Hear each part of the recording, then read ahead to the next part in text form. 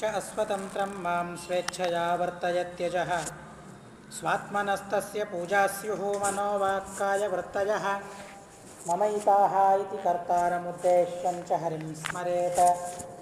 ವ್ಯಾಸಾಯ ಭವನಾಶಾಯ ಶ್ರೀಶಾಯ ಗುಣರಾಶಯೇ ಹೃದ್ಯಾಯ ಶುದ್ಧ ವಿದ್ಯಾನಮಧ್ವಾರ ಚ ನಮೋ ನಮಃ. ಧರ್ಮ ವಿಜ್ಞಾನ ವೈರಾಗ್ಯ ಪರಮೈಶ್ವರ್ಯಶಾಲಿನಃ ಆನಂದತೀರ್ಥ ಭಗವತ್ಪಾದಾನ್ ವಂದೇ ನಿರಂತರಂ. ಭವತಿ ಯದನುಭಾವಾದೇಡ ಮೂಕೋಪಿ ವಾಗ್ಮೀ ಜಡಮತಿರಪಿ ಜಂತುರ್ಜಾರತೆ ಪ್ರಾಜ್ಞಮೌಲಿಃ. ಸಕಲವಚನಚೇತೋ ದೇವತಾ ಭಾರತೀ ಸಾ ಮಮ ವಚಸಿ ನಿಧತ್ತಾಂ ಸನ್ನಿಧಿಂ ಮಾನಸೇ ಚ. ನಮೋऽस्तु ತಾತ್ವಿಕಾ ದೇವಾಃ ವಿಷ್ಣುಭಕ್ತಿಪರಾಯಣಾಃ ಧರ್ಮಮಾರ್ಗೇ ಪ್ರೇರಯन्तु ಭವಂತಃ ಸರ್ವದೇವ ಹಿ. ನೌಮಿನ್ಯಾರ ಸುಧಾದಿಕರ್ಜರಮುನೀನ್ ಶ್ರೀಪಾದರಾತ್ಸನ್ಮಣೀನ್ ವ್ಯಾಸಾರ್ಯಾನ್ ವಿವಿಧಾಗಮಾಬ್ಧಿವಿಹರಾನ್ ಶ್ರೀಪಾದಿರಾಜಾನಪಿ ವಂದೇ ಹಂಸವರಾನ್ ರಘುತ್ತಮಗುರುನ್ ವೈದಗ್ಧ್ಯವಾರಹಂ ನಿಧೀನ್ ಶ್ರೀ ಸತ್ಯವ್ರತರಾಘವೇಂದ್ರಮುನಿಪಾನ್ ಸದ್ಬೋಧ ಸಧ್ಯಾನಪಾನ್ ಸತ್ಯಾಭಿಜ್ಞಕರಾಬ್ಜೋತ್ಥಾನ್ ಪಂಚಾಶದ್ವರ್ಷಪೂಜಕಾನ್ ಸತ್ಯಪ್ರಮೋದತೀರ್ಥಾರ್ಯಾನ್ ನೌಮಿನ್ಯಾರಸುಧಾರತಾನ್ ಬಂಧುಸ್ತ್ವಂ ಗುರುರಿಷ್ಟದೈವತಮಿತಿ ತ್ವತ್ಪಾದ ಪಂಕೇರುಹಂ ಪ್ರಾಪ್ತಂ ಮಾಂ ಪರಿಪಾಲಯೇತಿ ಸತತಂ ಯಾಚೇ ನಿಬದ್ಧಾಂಜಲಿಃ. ಚಿತ್ತಂ ಮದ್ಗುಣದೋಷಚಿಂತನವಿಧೌ ನೂನಂ ಮನಾಂಮ ಕೃಥಾಃ ಶ್ರೀಸತ್ಯಾತ್ಮಗುರೋತ್ವದಂಘ್ರಿಯುಗಲಂ ಹಿತ್ವಾ ನಮೇ ಸದ್ಗತಿಃ.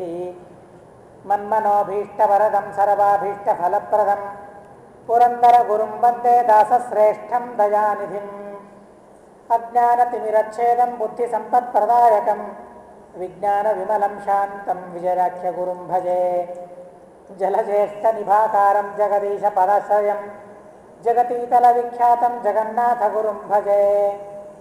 ವಿದ್ಯಾಪೀಠವಿಧಾತಾರಂ ವಿದ್ಯಾವಾರಿಧಿಚಂದಿರಂ ವಿದ್ಯಾರ್ಥಿವತ್ಸಲಂ ವಂದೇ ಮಹಾಮಹಿಮಸದ್ಗುರುಂ.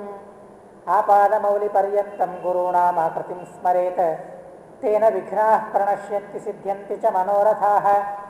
ಪೃಥ್ವೀಮಂಡಲಮಧ್ಯಸ್ಥಾಃ ಪೂರ್ಣಬೋಧಮತಾನುಗಾಃ ವೈಷ್ಣವಾ ವಿಷ್ಣುಹೃದಯಾಸ್ತಾನ್ನವಸ್ಯೇ ಗುರುನ್ ಮಮ. ಶ್ರೀಮಲ್ಲಕ್ಷ್ಮೀ ನೃಸಿಂಹಸ್ಯ ಶ್ರಿಯಂ ದಿಶತು ಮೇ ನಖಃ ಸ್ವಭಕ್ತಾಭೀಷ್ಟದಾನಾರ ಸಮುಪಾತ್ತದಶಾಕೃತೇಃ.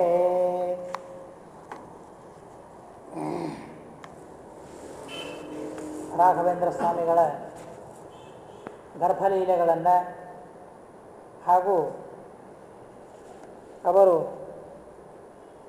ಗುರುಕುಲದಲ್ಲಿ ಅರ್ಥಾತ್ ತಮ್ಮ ಭಾವಂದಿರಲ್ಲಿ ವಿದ್ಯೆಯನ್ನು ಹೇಗೆ ಕಳೆದುಕೊಂಡರು ಅಂತನ್ನೋ ವಿಚಾರಗಳನ್ನು ಮತ್ತು ಅವರ ಶರೀರದ ಸೌಷ್ಠವವನ್ನು ಅಂಗಸೌಷ್ಠವ ಅವರ ಸೌಂದರ್ಯ ಅದ್ಭುತವಾದ ರೂಪ ಅವುಗಳನ್ನೆಲ್ಲ ಕವಿಗಳು ವರ್ಣನೆ ಮಾಡ್ತಾ ಬಹಳ ಸುಂದರವಾಗಿ ಅವರ ಕೈಗಳ ವರ್ಣನೆಯನ್ನು ಮಾಡ್ತಾರೆ, ಬಹಳ ಸುಂದರವಾಗಿ ಮಾಡ್ತಾರೆ.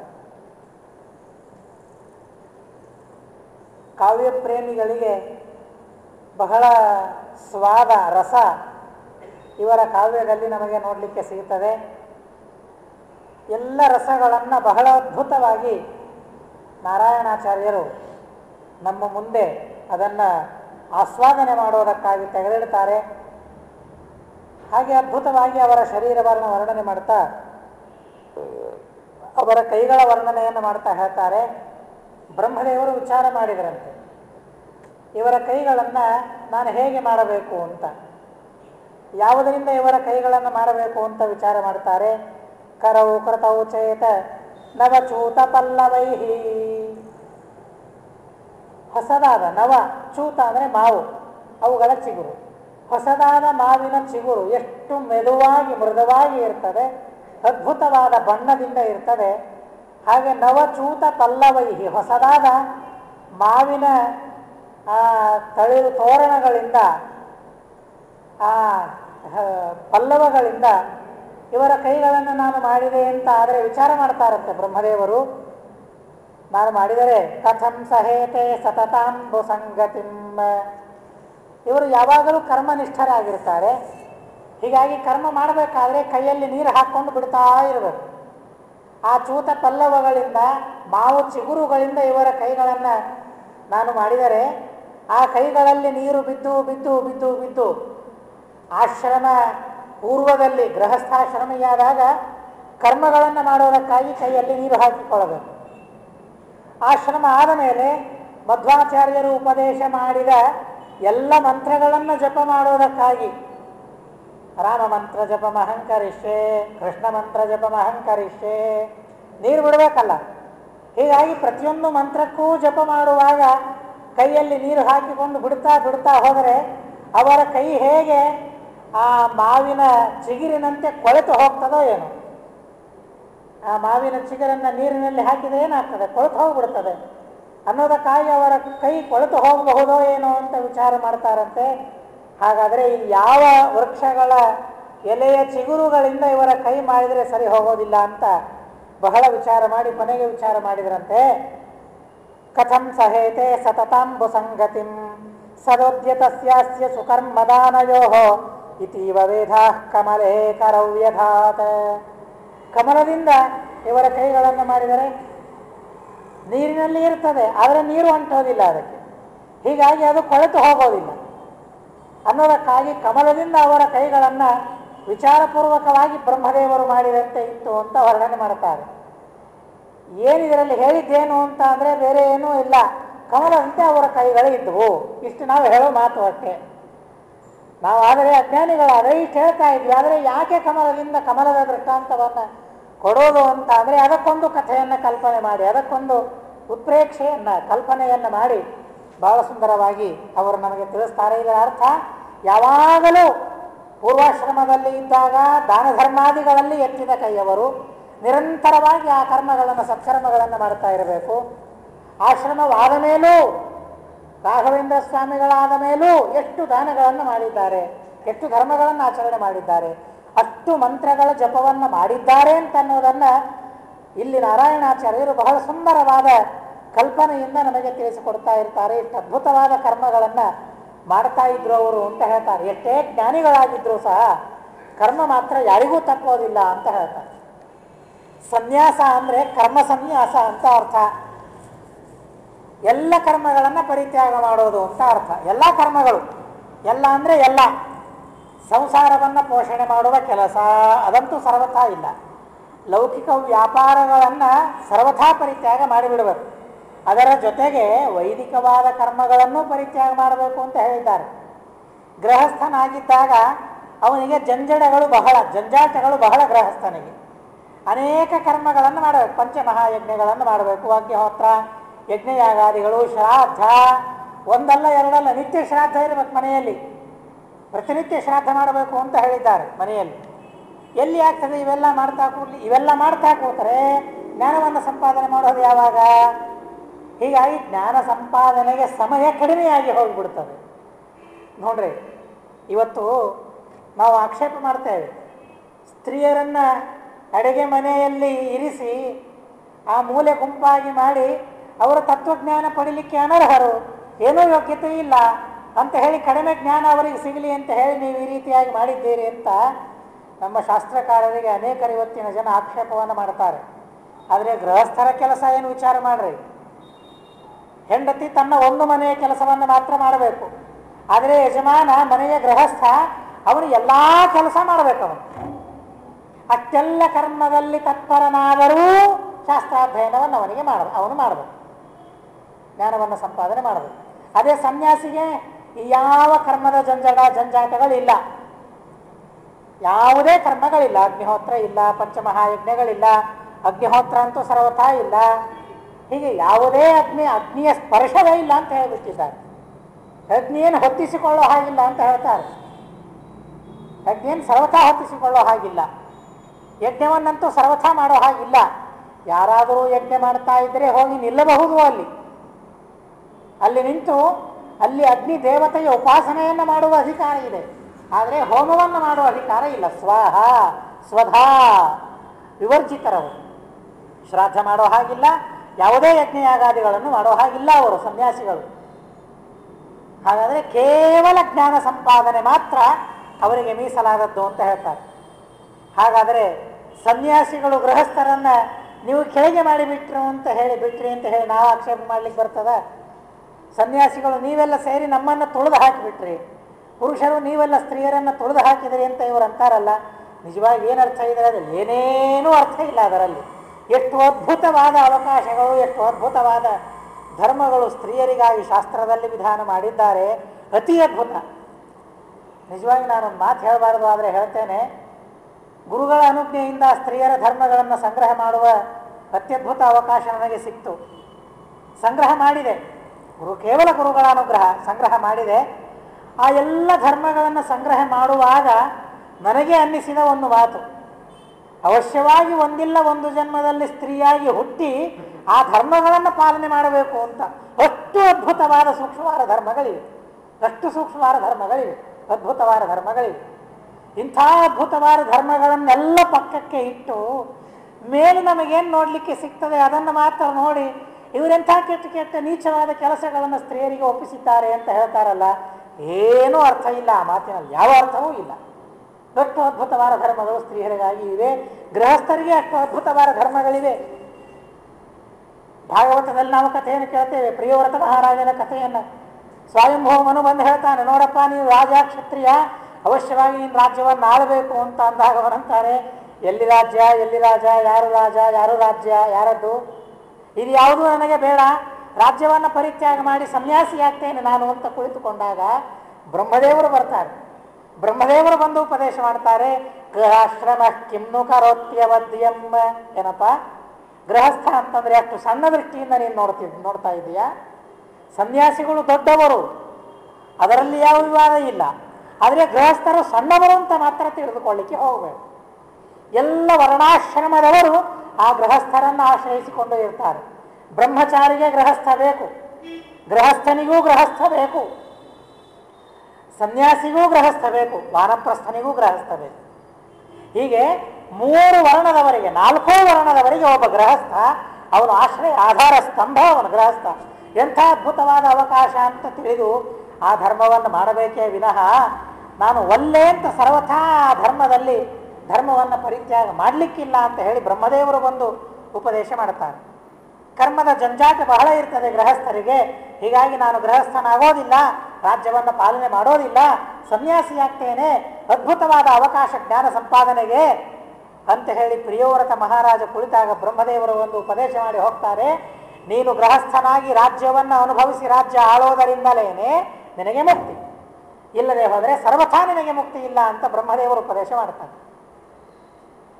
ಜ್ಞಾನ ಸಂಪಾದನೆಗೆ ಗಾರ್ಹಸ್ಥ್ಯವನ್ನು ಪರಿತ್ಯಾಗ ಮಾಡಿ ಸನ್ಯಾಸಿಯಾಗ್ತಿ ಅಂತ ಅಂದರೆ ನಾನು ಒಪ್ಪೋದಿಲ್ಲ ಅಂತ ಬ್ರಹ್ಮದೇವರು ಹೇಳ್ತಾರೆ. ಅದು ನಿನಗೆ ವಿಹಿತ ಅಲ್ಲ ಅಂತ ಹೇಳಿಬಿಡ್ತಾರೆ. ಸನ್ಯಾಸ ನಿನಗೆ ಈಗ ಸರ್ವಥಾ ವಿಹಿತ ಅಲ್ಲ, ಮಾಡಲಿಕ್ಕೆ ಹೋಗಬೇಡ ಅಂತ ಹೇಳಿ ಬ್ರಹ್ಮದೇವರು ಉಪದೇಶ ಮಾಡಿದ ಮೇಲೆ ಸರಿ ಹಾಗೆ ಆಗಲಿ ಅಂತ ಹೇಳಿ ರಾಜ್ಯವನ್ನು ಅನುಭವಿಸ್ತಾರೆ ಪ್ರಿಯವ್ರತ ಮಹಾರಾಜ. ಹಾಗಾದರೆ ಇದೇ ಗಾರ್ಹಸ್ಥ್ಯದಲ್ಲಿಯೂ ಅದ್ಭುತವಾದ ಧರ್ಮಗಳಿವೆ, ಸನ್ಯಾಸದಲ್ಲಿ ಅಂತೂ ಅತಿ ವಿಚಿತ್ರವಾದ ಧರ್ಮಗಳು, ಬಹಳ ಅದ್ಭುತವಾದ ಧರ್ಮಗಳು. ಅದಕ್ಕೆ ನಾವೊಂದು ಯೋಗ್ಯತೆ ಪಡೆದಿರಬೇಕಲ್ಲ, ಸನ್ಯಾಸಿಯಾಗೋದಕ್ಕಾಗಿ, ಸನ್ಯಾಸಿಯಾಗಿ ಧರ್ಮವನ್ನು ಪಾಲನೆ ಮಾಡೋದಕ್ಕಾಗಿ ಎರಡಕ್ಕೂ ಯೋಗ್ಯತೆ ಬೇಕು, ಎರಡಕ್ಕೂ ಪೂರ್ವಜನ್ಮದ ಪುಣ್ಯ ಬೇಕು, ಎರಡಕ್ಕೂ ಪೂರ್ವಜನ್ಮದ ಪುಣ್ಯ ಬೇಕು. ಅದ್ಭುತವಾದ ವೈರಾಗ್ಯ ಇರಬೇಕು ಅಂತ ಹೇಳಿದ್ದಾರೆ, ಅತಿ ವಿಚಿತ್ರವಾದ ವೈರಾಗ್ಯ ಇರಬೇಕು ಅಂತ ಹೇಳಿದ್ದಾರೆ. ನಮ್ಮ ಗುರುಗಳ ಸಣ್ಣದೊಂದು ದೃಷ್ಟಾಂತವನ್ನು ಕೊಡಲಿಕ್ಕೆ ಸಂತೋಷ ಆಗ್ತದೆ.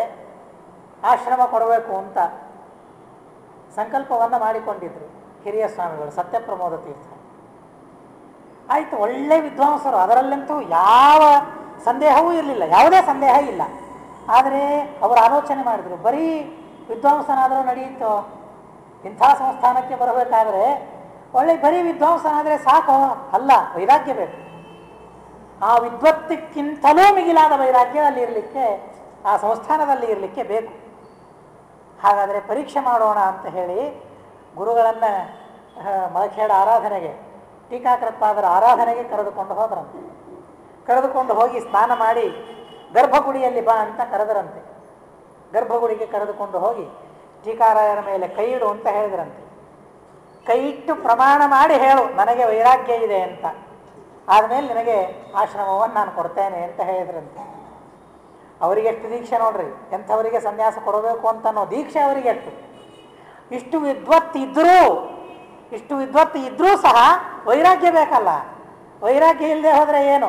ಇಂಥ ಸಾಮ್ರಾಜ್ಯದಲ್ಲಿ ಕುಳಿತುಕೊಂಡು ಏನೂ ಪ್ರಯೋಜನ ಇಲ್ಲ ಅನ್ನೋದಕ್ಕಾಗಿ ಆ ವೈರಾಗ್ಯ ಇದೆ ಅಂತ ಹೇಳಿ ಪ್ರಮಾಣ ಮಾಡಿ ಹೇಳು, ನಾನು ಅವಶ್ಯವಾಗಿ ಸನ್ಯಾಸ ಸ್ವೀಕಾರ ಮಾಡ್ತೇನೆ, ಈ ಸಂಸ್ಥಾನವನ್ನು ಮುಂದುವರಿಸಿಕೊಂಡು ಹೋಗ್ತಕ್ಕಂತಹ ಧೈರ್ಯ ನನಗೆ ಇದೆ, ವೈರಾಗ್ಯವೂ ನನಗೆ ಇದೆ, ಟೀಕಾರಾಯರ ಮೇಲೆ ಕೈ ಇಟ್ಟು ಪ್ರಮಾಣ ಮಾಡಿ ಹೇಳು ಅಂತ ಹೇಳಿದಾಗ ಏನೂ ಅಧೈರ್ಯ ಇಲ್ಲದೆ ಅಷ್ಟೇ ಧೈರ್ಯದಿಂದ ಪ್ರಮಾಣ ಮಾಡಿ ಹೇಳಿದ್ರಂತೆ. ಟೀಕಾಕೃತ್ಪಾದರ ಅನುಗ್ರಹ ಏನು ಅಂತ ನಾವು ಇವತ್ತು ಅನುಭವಿಸ್ತಾ ಇದ್ದೇವೆ. ಆ ಗುರುಗಳ ವೈರಾಗ್ಯ, ಆ ಗುರುಗಳ ಜ್ಞಾನ, ಅದ್ಭುತವಾದ ಶಕ್ತಿ, ಅದ್ಭುತವಾದ ವೈರಾಗ್ಯ. ಏನು ತಿಂತಾರೆ ಅವ್ರು ಹೇಳ್ರಿ? ನಾವು ವಿದ್ಯಾರ್ಥಿಗಳಾಗಿದ್ವಿ, ಅವರ ಜೊತೆಗೆ ಇದ್ದು ನಾವು ಬ್ರಹ್ಮಚಾರಿಗಳಾಗಿದ್ದಾಗ ಅವರಿಗೆ ಭಿಕ್ಷೆಯನ್ನು ಮಾಡಿ ಹಾಕುವ ಸೌಭಾಗ್ಯವೂ ಒಂದೆರಡು ಸಲ ಒದಗಿ ಬಂದಿತ್ತು. ಏನು ತಿನ್ನಬೇಕು? ಅವ್ರು ಏನೂ ತಿನ್ನೋದಿಲ್ಲ, ಏನೂ ಇಲ್ಲ, ಒಂದು ಅಥವಾ ಎರಡು ಭಕ್ರೆ, ಅದು ಹೇಗೇ ಆಗಿರಲಿ, ಅದು ಅಷ್ಟು ತಿಂದರೆ ಮುಗ್ದೇ ಹೋಯ್ತು.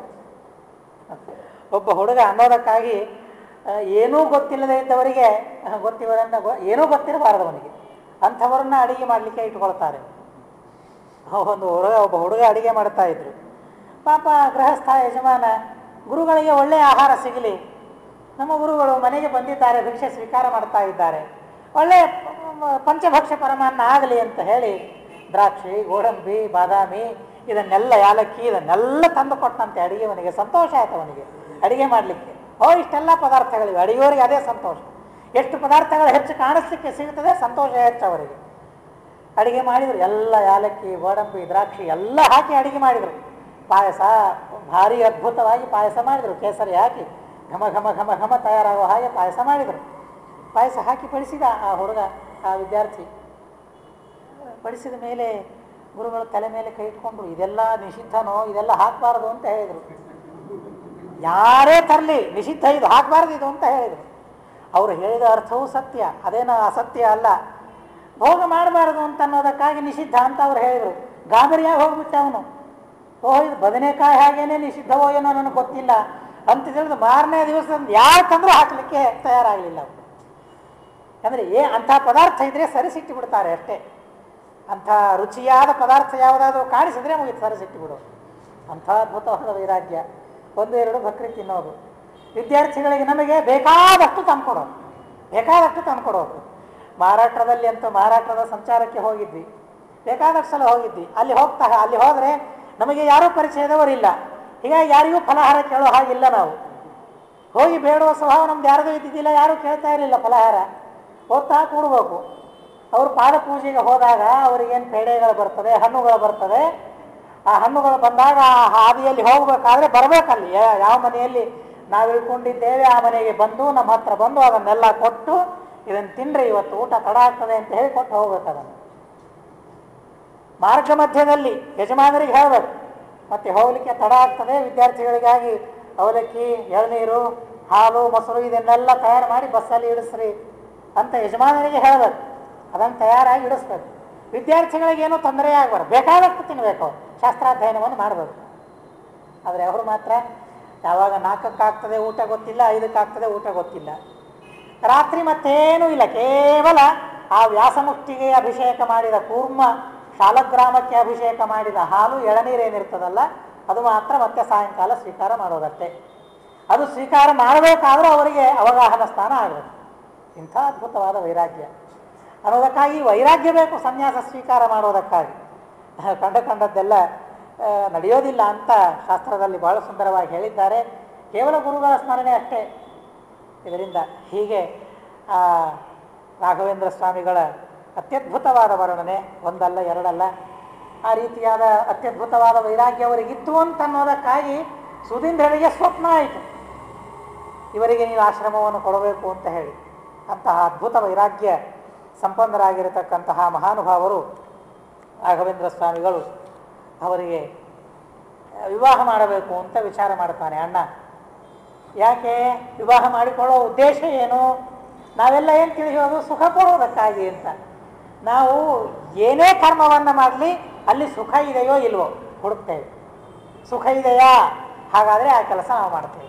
ಸುಖ ಇಲ್ಲ, ಯಾವ ಕೆಲಸವನ್ನು ಮಾಡಲಿಕ್ಕೆ ಹೋಗೋದಿಲ್ಲ, ಯಾವುದೇ ಕೆಲಸವನ್ನು ಮಾಡಲಿಕ್ಕೆ ಹೋಗೋದಿಲ್ಲ ಸುಖ ಇಲ್ಲ ಅಂತ ಆದಾಗ. ಹಾಗಾದರೆ ವಿವಾಹದ ಮೂಲ ಉದ್ದೇಶ ಏನು?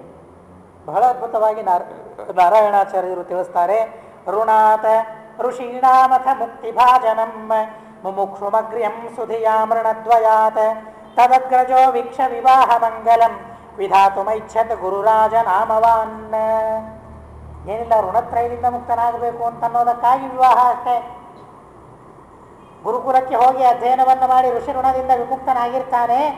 ಆದರೆ ದೇವಋಣದಿಂದ ಪಿತೃಋಣದಿಂದ ತಾನು ನಿರ್ಮುಕ್ತನಾಗಬೇಕಾದರೆ ಆವಾಗ ಗೃಹಸ್ಥನಾಗಿ ಯಜ್ಞಯಾಗಾದಿಗಳನ್ನು ಮಾಡಿ ಶ್ರಾದ್ದಾದಿ ಸತ್ಕರ್ಮಗಳನ್ನು ಮಾಡಿಯೇನೇ ಅವನು ಆ 3 ಋಣಗಳಿಂದ ನಿರ್ಮುಕ್ತನಾಗಬೇಕು. ಇದೇ ಉದ್ದೇಶಕ್ಕಾಗಿ ವಿವಾಹವನ್ನು ಮಾಡಿಕೊಳ್ಳುವ ಪದ್ಧತಿ. ಧರ್ಮಕ್ಕಾಗಿ ವಿವಾಹ, ಧರ್ಮಕ್ಕಾಗಿ ಸನ್ಯಾಸ, ಧರ್ಮಕ್ಕಾಗಿ ಬ್ರಹ್ಮಚರ್ಯ, ಯಾವುದೇ ಆಶ್ರಮ ಇರಲಿ ಅದು ಕೇವಲ ಧರ್ಮಕ್ಕಾಗಿ ಹೊರತು ಭೋಗಕ್ಕಾಗಿ ಸರ್ವಥಾ ಅಲ್ಲ ಅಂತ ಹೇಳಿಬಿಟ್ಟಿದ್ದಾರೆ. ಸರ್ವಥಾ ಭೋಗಕ್ಕಾಗಿ ಅಲ್ಲ ಅಂತ ಹೇಳಿಬಿಟ್ಟಿದ್ದಾರೆ. ಇವತ್ತು ಸನ್ಯಾಸವನ್ನೂ ಭೋಗಕ್ಕಾಗಿ ಸ್ವೀಕಾರ ಮಾಡುವ ಜನರು ಹೊರಗಿನವರು ಬೇಕಾದ ಜನ ಇದ್ದಾರೆ. ಆದರೆ ಶಾಸ್ತ್ರ ಹೇಳ್ತದೆ, ಯಾವುದು ಸುಖಕ್ಕಾಗಿ ಅಂತ ನಾವು ತಿಳಿದಿದ್ದೇವೆ ಅಂತಹ ಗೃಹಸ್ಥಾಶ್ರಮವೂ ಸಹ ಧರ್ಮಕ್ಕಾಗಿ ಅಂತ ಶಾಸ್ತ್ರ ಹೇಳ್ತದೆ. ಎಷ್ಟು ವಿಚಿತ್ರ ಧರ್ಮಗಳಿವೆ ನೋಡ್ರಿ ಅನ್ನೋದಕ್ಕಾಗಿ ಅಣ್ಣ ವಿಚಾರ ಮಾಡ್ತಾನೆ.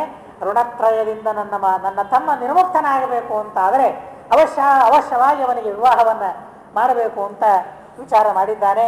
ಹುಡುಕಾಡ್ತಾ ಇದ್ದಾನೆ. ಒಳ್ಳೆ ಕನ್ಯೆ ಸಿಕ್ಕಿದೆ, ಸರಸ್ವತಿ.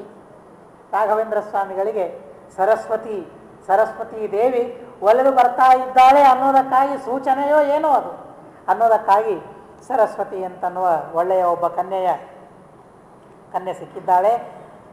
ವಿವಾಹ ಮಾಡಿಕೊಳ್ಳಬೇಕು ಅಂತನ್ನೋ ಉದ್ದೇಶದಿಂದ ಕನ್ಯೆಯವರ ಊರಿಗೆ ಇವರೆಲ್ಲರೂ ಹೊರಡ್ತಾ ಇದ್ದಾರೆ. ಸಗೋಪಿಕಾಂಬಿಕಾಗ್ರಜ ಸುರುಜ್ಜನೈ ಸಮನ್ವಿತ ಉಪಾವಿಶತ್ ಸುಪೂಜಿತ ಮುದೈವ ಕನ್ಯಕಾಪದಂ. ವಿವಾಹ ಚರಿತ್ರೆಯ ವರ್ಣನೆಯನ್ನು ಬಹಳ ಸುಂದರವಾಗಿ ಎಷ್ಟು ಅದ್ಭುತವಾಗಿ ಮಾಡ್ತಾರೆ ನಾರಾಯಣಾಚಾರ್ಯರು. ನಿಜವಾಗಿ ಇದನ್ನೆಲ್ಲ ನಮಗೆ ಇಲ್ಲಿ ನೋಡಲಿಕ್ಕೆ ಸಿಗೋದಿಲ್ಲ. ಇವತ್ತು ಜರುಗಿದ ನಮ್ಮ ವಿವಾಹಗಳನ್ನೆಲ್ಲ CD ಹಾಕ್ಕೊಂಡು ನೋಡ್ತೇವೆ, ಕ್ಯಾಸೆಟ್ ಹಾಕ್ಕೊಂಡು ನೋಡ್ತೇವೆ, ಅದರ ಫೋಟೋಗಳನ್ನೆಲ್ಲ ತಿರುವಿ ಹಾಕ್ತೇವೆ. ಯಾರ್ಯಾರು ಹೇಗೆ ಮಾಡಿದರು, ಏನೇನಾಯಿತು ಅಂತ ಎಲ್ಲ ನಾವು ನೋಡಿಬಿಡ್ತೇವೆ. ಆದರೆ ಆ ರಾಘವೇಂದ್ರ ಸ್ವಾಮಿಗಳ ವಿವಾಹವನ್ನು ನಮ್ಮ ಕಣ್ಣಿಗೆ ಕಟ್ಟುವಂತೆ ನಾರಾಯಣಾಚಾರ್ಯರು ಬಹಳ ಸುಂದರವಾಗಿ ಕಾವ್ಯದಲ್ಲಿ ಚಿತ್ರಣೆ ಮಾಡಿ ಇಡ್ತಾರೆ. ನಮ್ಮ ವಿವಾಹವನ್ನು ಯಾರಾದರೂ ಹೀಗೆ ಬರ್ಲಿಕ್ಕೆ ಸಾಧ್ಯವೋ? ಯಾರನ್ನೋ ಕರೆಸಿ ಅದನ್ನು ರೆಕಾರ್ಡ್ ಮಾಡಿಸೋದಲ್ಲ ಅಥವಾ ಫೋಟೋ ತೆಗೆಸೋದಲ್ಲ. ಒಬ್ಬ ಒಳ್ಳೆ ಕವಿ, ಒಳ್ಳೆ ಜ್ಞಾನಿ ನಾವು ಮಾಡಿಕೊಂಡ ವಿವಾಹವನ್ನು ಈ ರೀತಿಯಲ್ಲಿ ವರ್ಣನೆ ಮಾಡಬೇಕು. ಆದರೆ ಹಾಗೆ ವಿವಾಹ ಮಾಡಿಕೊಳ್ಳಬೇಕು. ಕವಿಗಳು ವರ್ಣನೆ ಮಾಡುವ ಹಾಗೆ ವಿವಾಹ ಇರಬೇಕೆ ಹೊರತು ಯಾವನೋ ಶೂದ್ರ ಚಪ್ಪಲೆ ಬೂಟು ಶರ್ಟು ಪ್ಯಾಂಟು ಹಾಕಿಕೊಂಡ ಆ ವಿವಾಹಕ್ಕೂ ವಿಘ್ನವನ್ನು ತರ್ತಾ, ಪುರೋಹಿತರಿಗೂ ವಿಘ್ನವನ್ನು ತರ್ತಾ, ಅವನನ್ನೋ ಮಂತ್ರಗಳನ್ನು ಹಾಗಿಲ್ಲ ಅಲ್ಲಿಲ್ಲೋ ಹಾಗಿಲ್ಲ, ಸ್ವಲ್ಪ ಸರಿರಿ ನೀವೇನು ಅಡ್ಡ ಬಂದಿದ್ದೀರಿ ಅಂತಂತಾರೆ ಪುರೋಹಿತರಿಗೆ. ಪಾಪ ಅವರ ಪರಿಸ್ಥಿತಿ ಅಂತೂ ಹೇಳ್ಕೊಳ್ಳಿಕ್ಕೆ ಆಗೋದಿಲ್ಲ. ಎಲ್ಲದಕ್ಕೆ ಅನುಕೂಲ ಆಗಿ ಹೋಗ್ಬಿಡ್ಬೇಕು, ಅವರು ಎಲ್ಲರಿಗೂ ಅನುಕೂಲ ಆಗಬೇಕು. ನನ್ನ ಮಿತ್ರ ಒಬ್ಬನು ವಿವಾಹ ಮಾಡಿಸ್ತಾ ಇದ್ದಂತೆ. ವಿವಾಹ ಮಾಡಿಸುವಾಗ ವಿವಾಹ ಮುಗಿಯೋದು ಶುರುವಾಗೋದು ಎಷ್ಟಕ್ಕೆ ಅಂತ ನಿಮಗೆಲ್ಲರಿಗೆ ಗೊತ್ತಿರ್ಬೋದು, ಮುಗಿಯೋದು ಎಷ್ಟಕ್ಕೂ ಅಂತ ಗೊತ್ತಾಗಿರ್ಬೋದು. ಆದರೆ ಇವತ್ತೆಲ್ಲ ಕಲ್ಯಾಣ ಮಂಟಪಗಳು ಬಂದ ಮೇಲೆ ಅವರು ಹೇಳಿದ ಟೈಮಿಗೆ ಮುಗಿಸ್ಬೇಕಲ್ಲ. ಹೀಗಾಗಿ ಆಚಾರ್ಯಗೆ ತೊಂದರೆ ಮಾಡ್ತಾ ಇರ್ತಾರೆ. ನೋಡ್ರಿ ಇಷ್ಟರಲ್ಲಿ ನಾವು ಕಲ್ಯಾಣ ಮಂಟಪ ಅವರಿಗೆ ತಿರುಗಿ ಕೊಟ್ಬಿಡ್ಬೇಕು, ಅಷ್ಟರಲ್ಲಿ ಮುಗಿದು ಹೋಗ್ಬಿಡ್ಬೇಕು ಎಲ್ಲನೂ. ಆದರೆ ಅವನು ಅವನು ಹೊರ ಸಿಟ್ಟಿಗೆ ಬಂದು ಕೂತ್ಬಿಟ್ಟಿರ್ತಾನೆ, ಹೊರಗೆ ಬರೋದೇ ಇಲ್ಲ. ಅವರು ಪುರೋಹಿತರ ಗೋಳು ಅಂದರೆ ಹೇಳಲಿಕ್ಕಾಗೋದಿಲ್ಲ. ಅವರು ಆ ಕಡೆ ಊಟಕ್ಕೆ ಕಳಿಸೋದಿಲ್ಲ. ಎಲ್ಲ ಮುಗಿಸ್ಕೊಂಡ್ಮೇಲೆ ಹೋಗ್ರಿ ಊಟ ಮಾಡಿ ಏನು ಮಾಡಿಸ್ತೀರಿ ನೀವು ಅಂತ ಅವ್ರ ಮೇಲೆ. ಯಾವೊಬ್ಬರು ಸಿಟ್ಟಿಗೆ ಬಂದಿದ್ರಂತೆ, ಒಬ್ಬ ವರ ಸಾಯಂಕಾಲ 5 ಆದರೂ ಹೊರಗೆ ಬರಲಿಕ್ಕೆ ತಯಾರಿಲ್ವಂತೆ. ನಾನು ಹೇಳಿದೆ, ಯಾಕೆ ಮಾಡಿಸ್ಲಿಕ್ಕೆ ಹೋಗ್ಬೇಕಂತ ವಿವಾಹ? ಆ ವರ ಸಿಟ್ಟಿಗೆ ಬಂದಿದ್ದಾನೆ ಅಂತ ನೀನು ಕಾಯ್ಕೋತ ಕೂತಿಯಲ್ಲ, ಈ ಪರಿಸ್ಥಿತಿ ಬರಬಾರದು. ಪುರೋಹಿತ ಸಿಟ್ಟಿಗೆ ಬಂದಿದ್ದಾನೆ ಅಂತ ಹೇಳಿ ಅವ್ರು ಕಾಯ್ತಾ ಕೊಡ್ಬೇಕು. ಅದು ಯಾಕೆ ಆಗೋದಿಲ್ಲ? ಇಂಥ ಪ್ರಸಂಗಗಳಾಗಿ ಹೋಗ್ತದೆ. ಇವತ್ತಿನ ವಿವಾಹಗಳ ಪರಿಸ್ಥಿತಿ ಇದು. ಅದೇ ಆಗಿನ ವಿವಾಹಗಳು ಹೇಗಿದ್ದು ನಮಗೆ ಗೊತ್ತಿಲ್ಲಲ್ಲ. ಬಹಳ ಸುಂದರವಾಗಿ ನಾರಾಯಣಾಚಾರ್ಯರು ವರ್ಣನೆ ಮಾಡ್ತಾರೆ.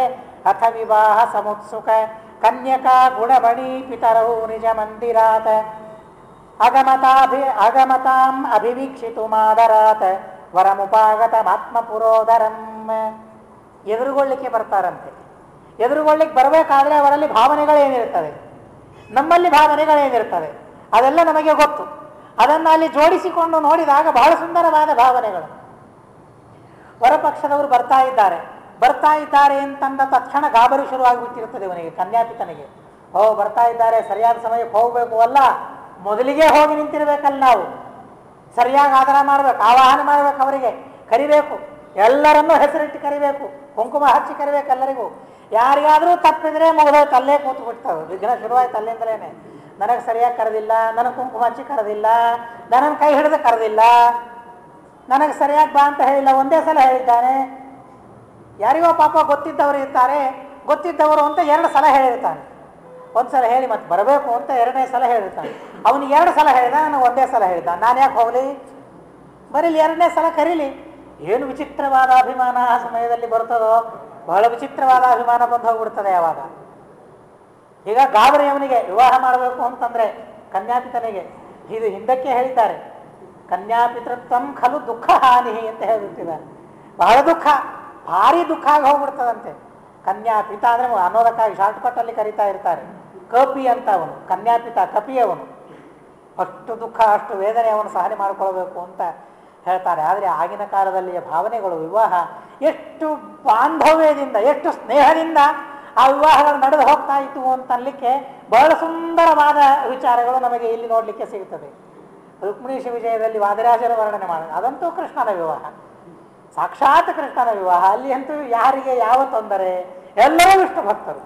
ಆದರೆ ರಾಘವೇಂದ್ರ ಸ್ವಾಮಿಗಳ ವಿವಾಹ ಮಹೋತ್ಸವವನ್ನು ಬಹಳ ಅದ್ಭುತವಾಗಿ, ಬಹಳ ಸುಂದರವಾಗಿ ವರ್ಣನೆ ಮಾಡ್ತಾರೆ. ವರದವ್ರು ಬರ್ತಾ ಇದ್ದಾರೆ ಅಂತಂದ ತಕ್ಷಣ ಹೋಗಬೇಕು ಅಂತ ಮನಸ್ಸು ಬಂತಂತೆ ಎಲ್ಲರಿಗೆ. ಯಾಕೆ ಗಾಬರಿಯಾಗಿ ಹೋಗಲಿಕ್ಕೆ ತಯಾರಾಗಲಿಲ್ಲ. ಕನ್ಯಾಪಿತ, ಕನ್ಯಾ ಮಾತಾ, ಕನ್ಯಾ ಪಕ್ಷದವರೆಲ್ಲ ಗಾಬರಿಯಾಗಿ ಹೋಗಲಿಕ್ಕೆ ತಯಾರಾಗಲಿಲ್ಲ, ಸಂತೋಷದಿಂದ ಹೋಗಲಿಕ್ಕೆ ತಯಾರಾದರಂತೆ.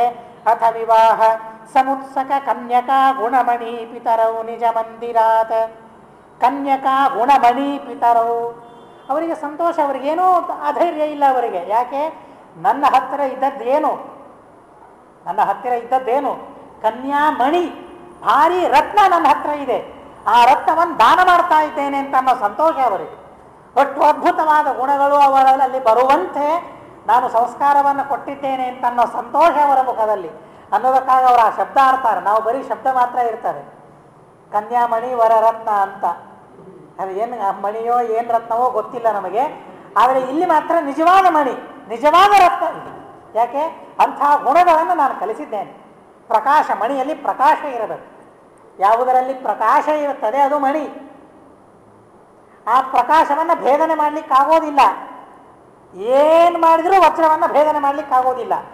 ಅಂಥ ಅದ್ಭುತವಾದ ಸಂಸ್ಕಾರವನ್ನು ಅವರಲ್ಲಿ ಕೊಟ್ಟಿರಬೇಕು ಅನ್ನೋದಕ್ಕಾಗ ಆ ಶಬ್ದವನ್ನು ಆಡ್ತಾರೆ, ಕನ್ಯಾಮಣಿ ಅಂತ ಹೇಳಿ.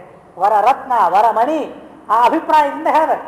ಅವರಲ್ಲಿ ಆ ತಂದೆ ತಾಯಿಗಳು ಹಾಕಿದ ಸಂಸ್ಕಾರ ಏನಿದೆಯಲ್ಲ, ಆ ಸಂಸ್ಕಾರ ಯಾವುದೇ ಕಾರಣಕ್ಕಾಗಿ ಒಡೆದು ಹೋಗೋದಿಲ್ಲ, ಯಾವುದೇ ಕಾರಣಕ್ಕಾಗಿ ಒಡೆದು ಹೋಗೋದಿಲ್ಲ, ಒಡೆದು ಹೋಗಬಾರದು.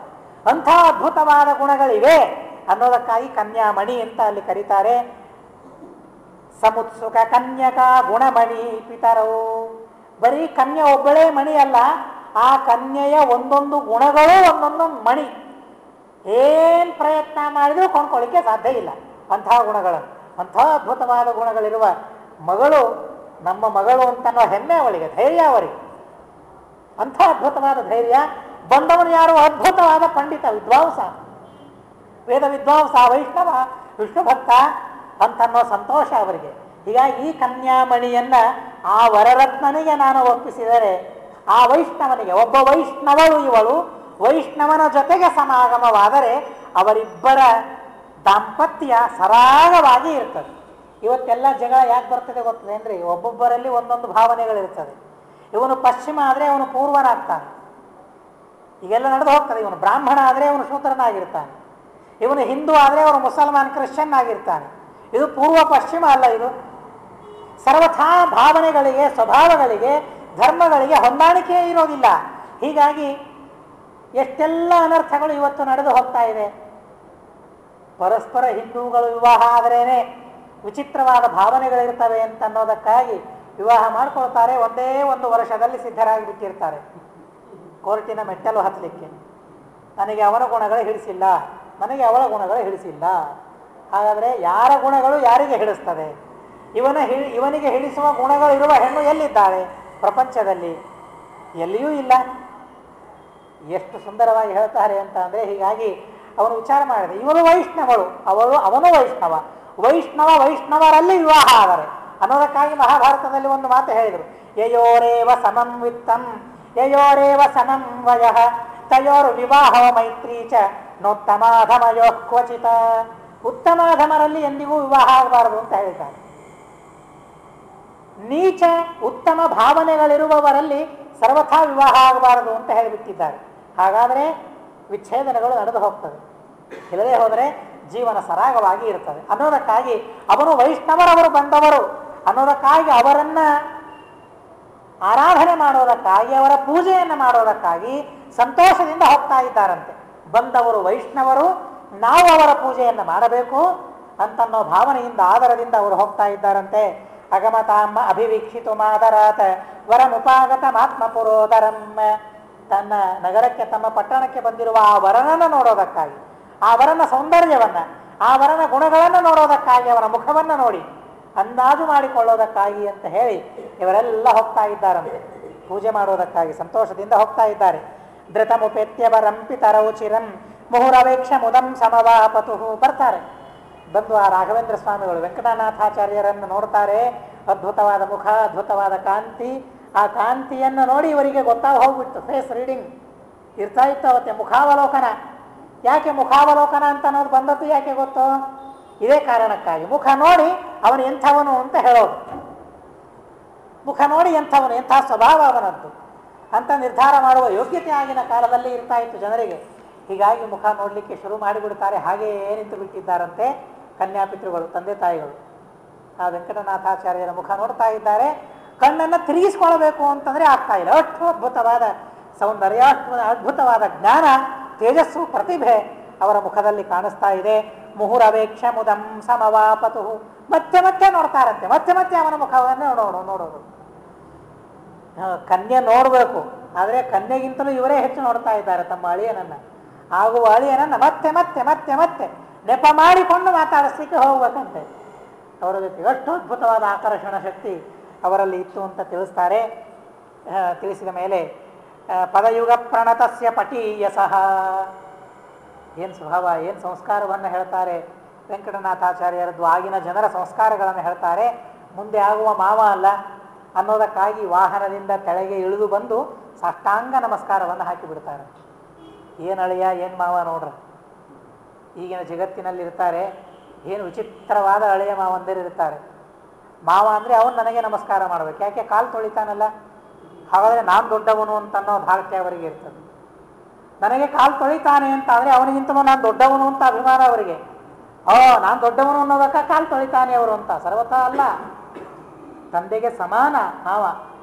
ಅವಶ್ಯವಾಗಿ ವಿನೀತರಾಗಿ ಇರಬೇಕು ಮಾವನ ಜೊತೆಗೆ. ಭಾಗವತದಲ್ಲಿ ನಾವು ಕಥೆಯನ್ನು ಕೇಳ್ತೇವೆ, ಏನಾಗೋಯ್ತು ಅಂತ ಅನ್ನೋದಕ್ಕಾಗಿ. ಅದು ಎಷ್ಟು ಯಥಾರ್ಥ ಎಷ್ಟು ಅಯಥಾರ್ಥ ಬೇರೆ, ಆದರೆ ಅಂಥ ಅಭಿಮಾನ ಮಾವನಿಗೆ ಇತ್ತು ಅಲ್ಲಿ. ಆದರೆ ವಿನೀತರಾಗಿ ಇರಬೇಕು ಅಂತ ಅನ್ನೋದನ್ನು ಸೂಚನೆ ಮಾಡ್ತಾ ಸಾಷ್ಟಾಂಗ ನಮಸ್ಕಾರವನ್ನು ಮಾವನಿಗೆ ಹಾಕ್ತಾನಂತೆ. ಪದಯುಗ ಪ್ರಣತಸ್ಯ ಪಟೀಯಸಃ.